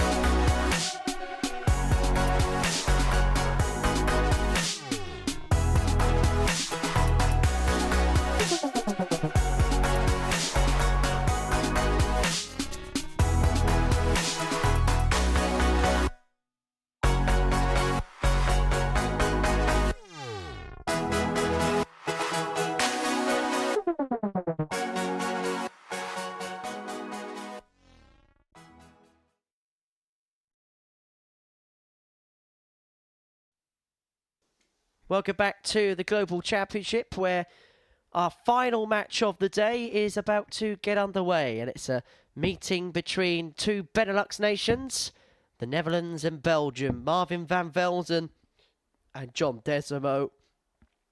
Van Velzen, who can complete the card with a win here, and it would leave John Desreumaux rooted to the bottom of the pile going into Friday's play. There's an opportunity here for Marvin van Velzen to pretty much get the job done on night 1. If he wins this, he's on 8 points. He's 1 win away mathematically tomorrow from making it through. And on top of that, he'd have a 6-point buffer from 3rd, 4th and 5th respectively. And of course, the fixtures was reverse. What on earth's going on this evening? The fixtures reverse. Game on. Tomorrow. And Van Velzen will play first against Desreumaux. So it could all be done by the time anybody else plays. 45. Yeah, so where Marvin has been drawn, he had the disadvantage of playing early tonight, being one of the first game on. But what he does have the advantage of is being the last game on this evening. And the first game on tomorrow. And the way that it works, it could work out favourable, and he could be into the distance and gone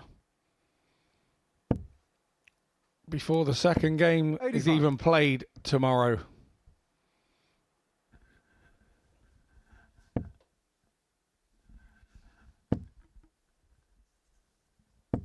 $100.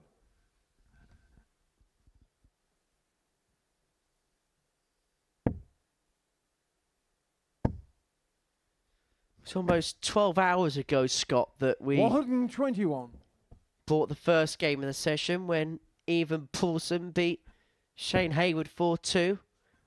It's been an emotional ride, hasn't it, on this Thursday? 50. It's been a day of two halves. That's what it's been. The Group C was a bit tense, nervy headache, and tonight it's been gloves off.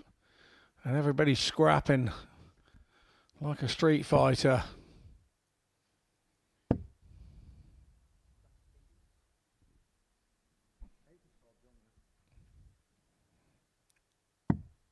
$137.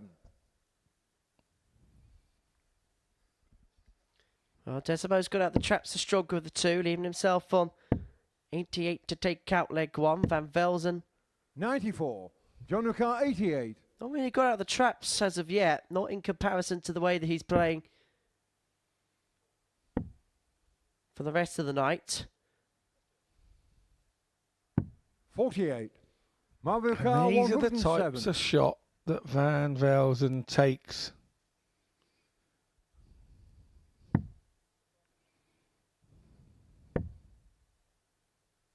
Tops. He's already had a 108 this evening. He just steps back to make sure he gives it the best chance. Getting shown the first And you leg, don't get a Marvin better Van chance Velzen. than that. He did a 108 at the start of the evening, and now he Marvin, your backs first that up last. with a 107 at the end of the evening. And Game on. Desreumaux, if he didn't know he was in a game, he sure as hell knows now.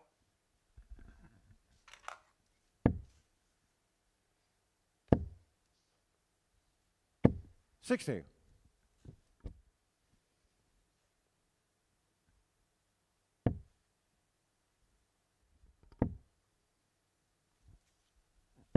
$68.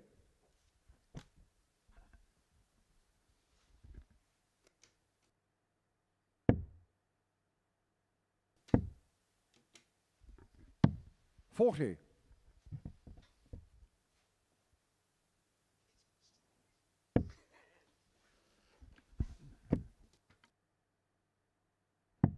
$61.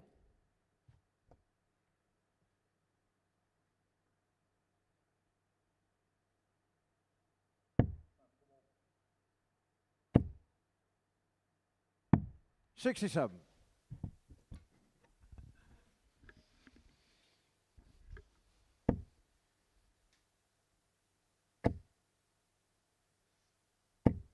$180. Bit more fight in the Killer Bee now, isn't there? It's taken him a couple of games to get up to speed, but maybe we're just seeing signs of a improved 100. John Desreumaux right now. Yeah, he's always had the fight in him.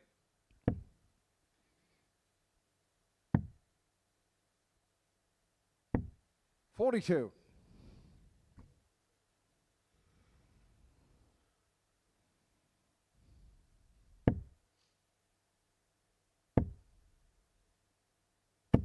$140. John Carr, 150. You get the sense this is must hit for Desreumaux because Van Velzen's left himself on 94 and having already taken out the 107 in this contest. 60. And Marvin Carr, 94. the way he's been playing this evening, he will fancy his chances with pretty much everything. But he's going to have to find trouble 19 here. He's unable to locate, and so 39. it may just be a poke at the John Carr, ball. 90. But the Killer Bee does have a more tangible opportunity here to square this match up.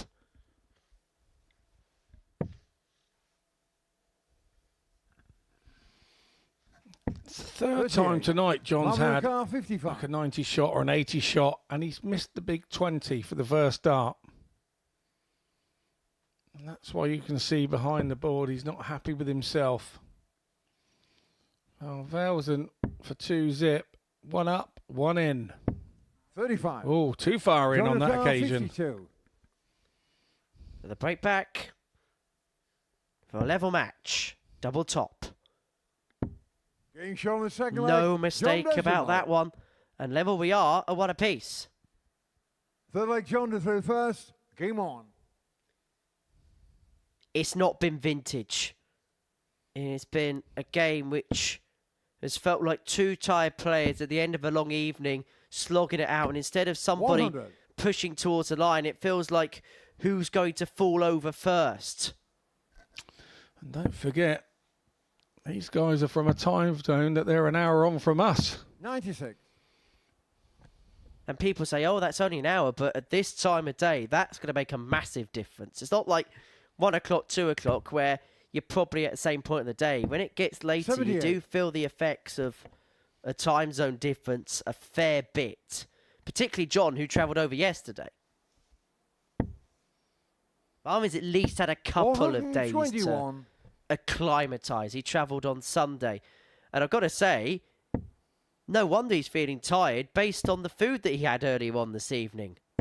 41. Because he went to a place which, honestly, once you go there, you can't eat for the rest of the night. It was one of those Brazilian places, you know, those 121. You know those restaurants where they have the meat on the skewer and you can just have as much of it and as much of it and as much of it as you want. Hang on, whoa. Where's that? Get in the car, Scotty. We're going 96. tomorrow. Sounds good to me.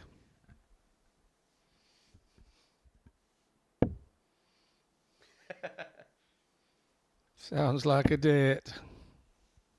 It's the first date I've had in a while, trust me. Yeah.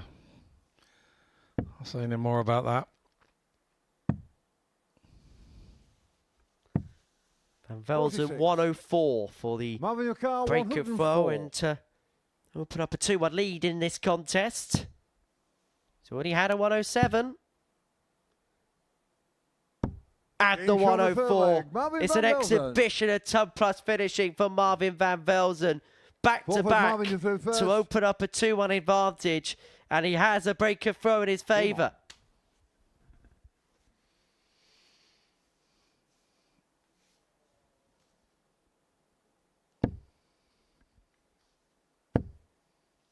And Marvin will know he's the quality 100. player out of the two. And he'll feel like if he can just have a good 5 minutes here, I should just have a bit too much and be able to dispose of 77. Desreumaux.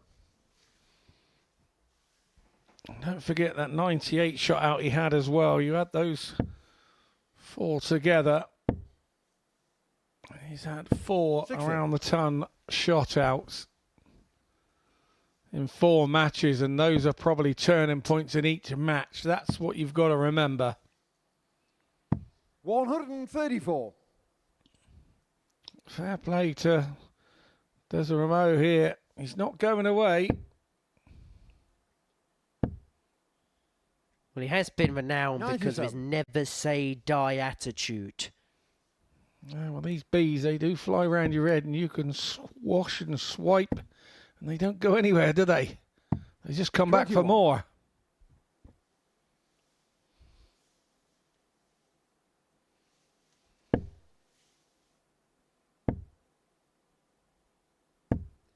Well, Desreumaux has not found 140. any nectar, has he, this evening?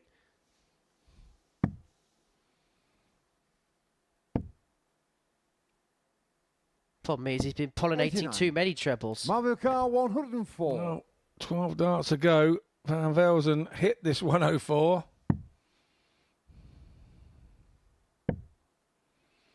Not this time. 44. You fear a 140 is a minimum requirement in this situation. Well, there's one of them. Not quite with the 100. second, Marvin Yukar, 60. but still handy all the same should he get a chance.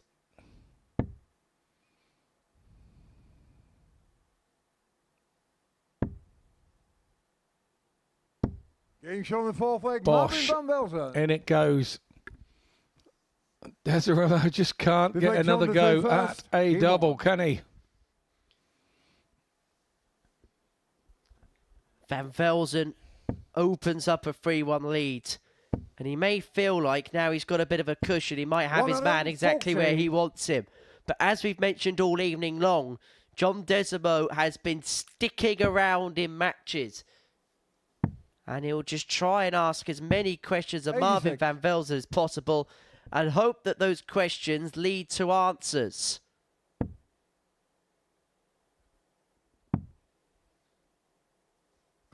$39.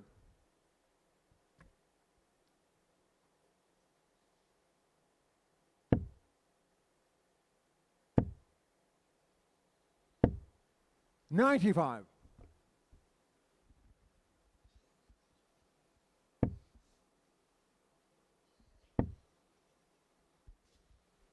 $60.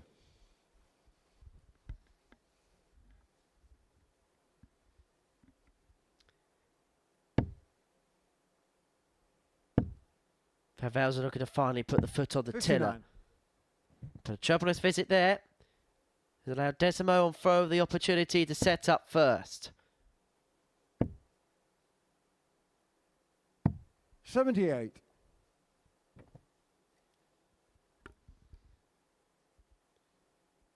What he would give for a 180 here. In matter of fact, Marvin van Velzen hit 6 180s in his game against Gary Stone. 100. They're the only maximums he's hit all evening long. It seems to be a case of Marvin tonight. He's only doing what is necessary. And that was more than necessary in that match. 44. Marvin, your car, 161. Sometimes that's a sign of a good player, where even when you're not playing at your best, you're just doing enough to get results. Yeah, that was a right old dust up, that match, wasn't it? 129. Well, this has to go for John Desreumaux. Car, 140. He is up against the wall, and he is surrounded. And so Van 55. Velzen to complete Marvin the Car, card, 32. double 16.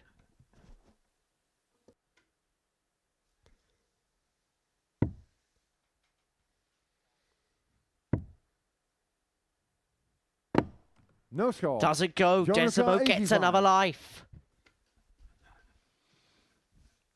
So what he's got to make sure of, he gets a dart at the ball here at minimum requirement. He's missed the big number again. He's recovered it. Double 16. He's been good on this side of the board. 69. But not Marvin this Car, time. 32. So Van Velzen comes back.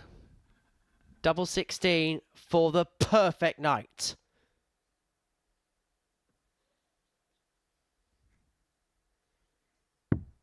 And on Thursday evening in Group B, Marvin van Velzen was simply the best.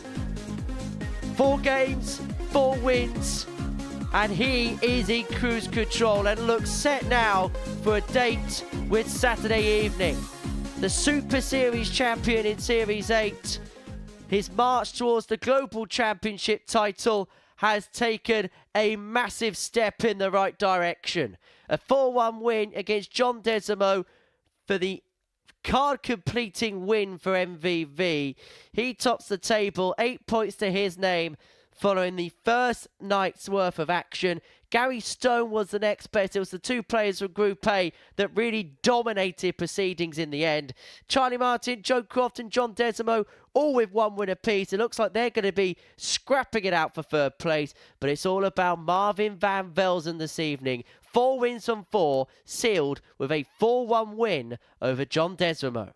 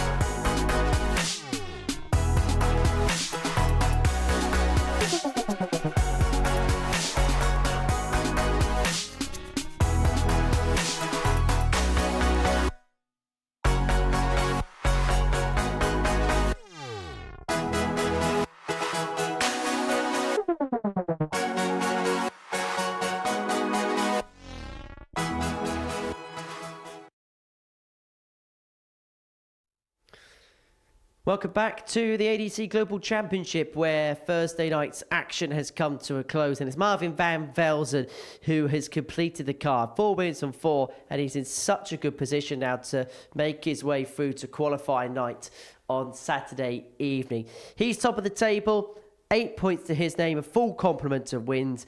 Gary Stone in second position. He picked up 6 points from the night. His only defeat being 2 MVV. Charlie Martin, Joe Croft and John Desreumaux with the solitary win apiece. It's going to be a very, very interesting Friday, particularly towards the bottom half of that table. Scott Mitchell is alongside me here in the studio. Only one place to start. Marvin van Velzen, 4 games, 4 wins. We saw a little bit of everything from him this evening, some good stuff, but also crossing the line when he wasn't at his best. I think we've learnt from Marvin in the last, I don't know, week or so that I don't think he's that bothered about the average. I really don't. He said to me when we were chatting earlier in the week that they don't put the average on the trophy, Scotty, and he's learnt that. And so he's doing enough to get over the line. He's basically bouncing off of whatever the player he plays against does. If they play well, he has the capabilities and the confidence to go with them. And if they're not, he has the confidence and the capabilities to do enough. And when you get that one last start at something, he's hitting it at this moment in time. I'll tell you what, though, the game of the night was when he played Gary Stone. The maximum hitting, a little bit of tension in there because there was a few missed doubles around it, but that felt like the game that really changed the night for Marvin. Yeah, absolutely. And you said it in commentary. He hit 6 180s all night, and it was in that one game where he needed to do it because Gary Stone was throwing the kitchen sink at him, and he had a reply, he had a response, and that's why he sat there at the top of the table on 8 points. Does that say a lot about the development of Marvin as a player? I remember when he came here earlier on this year on the back of a very bad experience last time out. We didn't quite know what sort of level he had, but what he has done over the last 6 months is continually show us that this is a player that's just moving in the right direction and has every single facet of the game. He's got a natural ability, but he's also, between the ears as well, got a lot going for him. I think you watch him now and you can see, I think he's watched himself back a lot. I think we can quite honestly see that. And so moments before where he would be rushing in to hit a double, he's just now taking stock for 10, 15 seconds before he goes to the board. He's now focusing on what he has to do. He's now imagining when he's got a 109 left, I need one there, one there, one there. And he's focusing on that and seeing it through before he even puts his foot to the hockey. He's seeing him hitting that shot. It has to be what he's doing. And then he's convincing himself that he can do it. And I think fair play to him. You know, he's spotted a few misdemeanours within his game. Let's not forget he's had great memories here, and I don't care what venue you've been. Once you've had a good memory there, that's the one you always remember. You don't tend to remember the bad ones. So he's had good memories here with winning a week and obviously winning a Champions Week, and all those are coming back when he walks through in the room. Well, the memories flooding back for Marvin van Velzen. Well, the memories of yesterday have been completely eradicated for Gary Stone. 3 wins out of 4. His own defeat being to Marvin in the middle of the session. Overall, how do you think Keeler says how he played? Well, I think losing to Marvin in the way that he did, I think he'll be happy. I think he'll go away happy with the wins that he's had, because he's had moments where he's had to get away with it against Joe Croft. He had to battle away and really dig deep to find that double when everything inside him was saying, you know, this is going to be impossible to hit. And he had another game with Charlie Martin there that was tight as well. And he's come through them both where, you know, in the week he wasn't on the right end of them. But with this game, it has a way of repaying you back. If you just hang in there when you've had those tough games and you've ended up on the wrong end, they will come to you. But you've got to continue to play to get them. If you then just knock it on the head, you're not going to get a chance to get them back. But he's right in the mix. And probably that last game against Joe Croft, again, another key turning point for him, where both players had opportunities. Both players were all over the place, if the truth be told. But Gary was just able to hold his nerve in the end. Well, here you can see Joe Croft saying to himself, that was awful. He gave himself yet another opportunity, I think. He only hit 3 doubles from 20 in that one, Joe Croft. Gary's wasn't much better, but you've only got to be 1 dart better than your opponent per leg, and that's a 4-0 win. And if you start focusing on that and not worrying about the average, you start to win games, because the average really doesn't matter. It's just a guide when you've lost to know how well you've played or how well your opponent's played. Do we think we would have seen Gary Stone react like that a year ago? In terms of the points he picked up, in terms of the performance, in terms of the way that he just completely forgot about what happened yesterday? I think we've touched on that already. He absolutely, you know, he's had the mindset to come in here and go, do you know what? Don't blame everything else. Don't look at other players that did things to me that shouldn't have done or hadn't done it to everybody else. He's taken responsibility to what happened. He said he wasn't good enough. And when you start taking your own responsibility for your game, then that's a different mindset again, and it makes you a better player again and takes you to another level again. So if he can continue to do that and start looking at himself more rather than looking around the room going, well, look what you've done to me, it does make you a better player, and that's great advice for any up-and-coming player. In terms of Joe Croft, we saw a lot of head shaking on the stage, and he probably will be shaking his head all the way back to his hotel room, because if you look at the numbers, you look at the way he played and look at some of the matches he played, he could have been on so many more points than 2 overnight. Yeah, very much so. But rather than turn that into a negative, he's got to turn that into a positive tomorrow, because, you know, I think he could have gone through the card tonight. He played kind of well enough at times, and when he wasn't playing well enough, he was still there with the players that he needed to beat. So for me, I think he'll reflect on tonight of what could have been, and he's got to reflect on that and then bring that tomorrow and make sure he does what will be. I get the sense that we could probably label similar arguments to Charlie Martin, who picked up 2 points, lost a couple of games 4-3, and will probably scratch his head over the John Desreumaux game. Yeah, he probably will, but at that point, it was a real sort of swinging moment of the evening, wasn't it, for him? And the way the games come along, you don't really know at what point in the evening when they start whether that player is going to be of an interest to stopping you doing what you do. And John's been around a long time, so you have to pay credit to him. He was looking to get off the bottom and level with Charlie at the time, and so his target was to beat Charlie so that he could get near him. And he went off and did that. So, yes, it was a disappointment for Charlie, but sometimes you've got to say, well done, John, because, you know, you targeted the man to get near him and you managed to get over the line. What will Charlie feel like he's got to do on night 2 to get into the top 3? I think he's got to win 3 out of 4 minimum requirement tomorrow. I think that's what he's going to have to do. And and hope that's enough to bridge the gap. And I think a few results will still have to go his way if he does that. But he has to have 3 out of 4 tomorrow to give him a chance.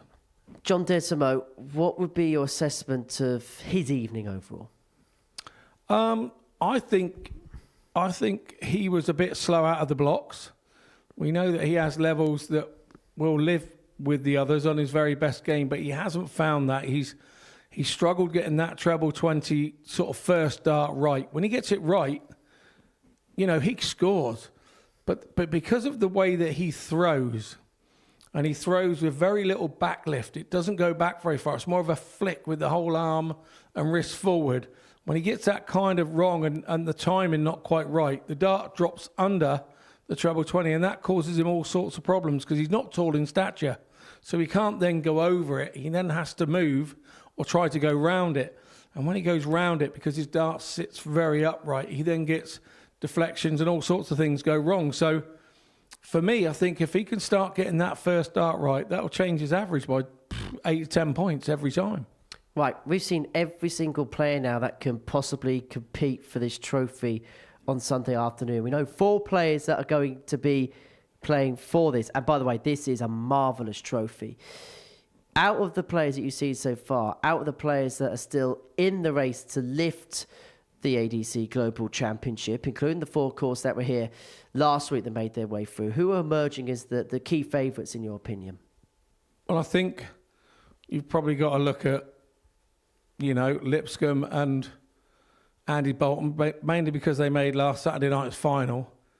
I think they're going to be not far away. I don't think any of them are going to be far away. I think the 8 that we're going to end up with are going to be right revved up and ramped up to try and win this thing. I think we will end up with a super 8, and it's going to be a tight Sunday and one you don't want to miss, because I think it's going to be an absolute ripper.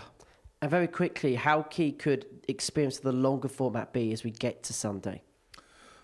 If you're going with experience, you're going to say that the longer format probably suits the likes of Andy Bolton and probably Daryl Pilgrim. They're used to that slightly longer format.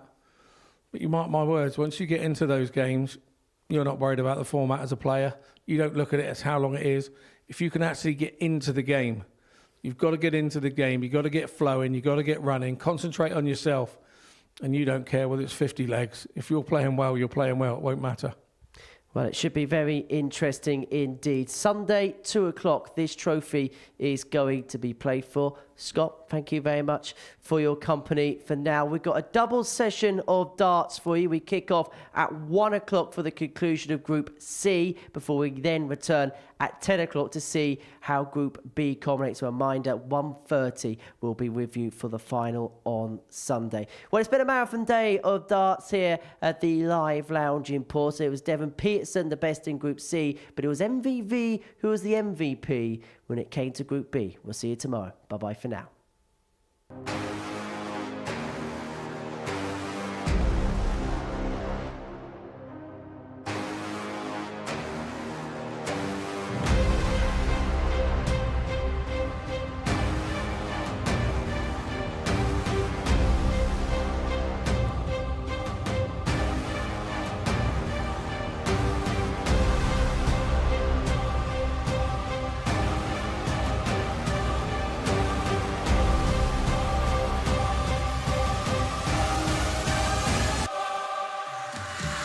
Here's a winner on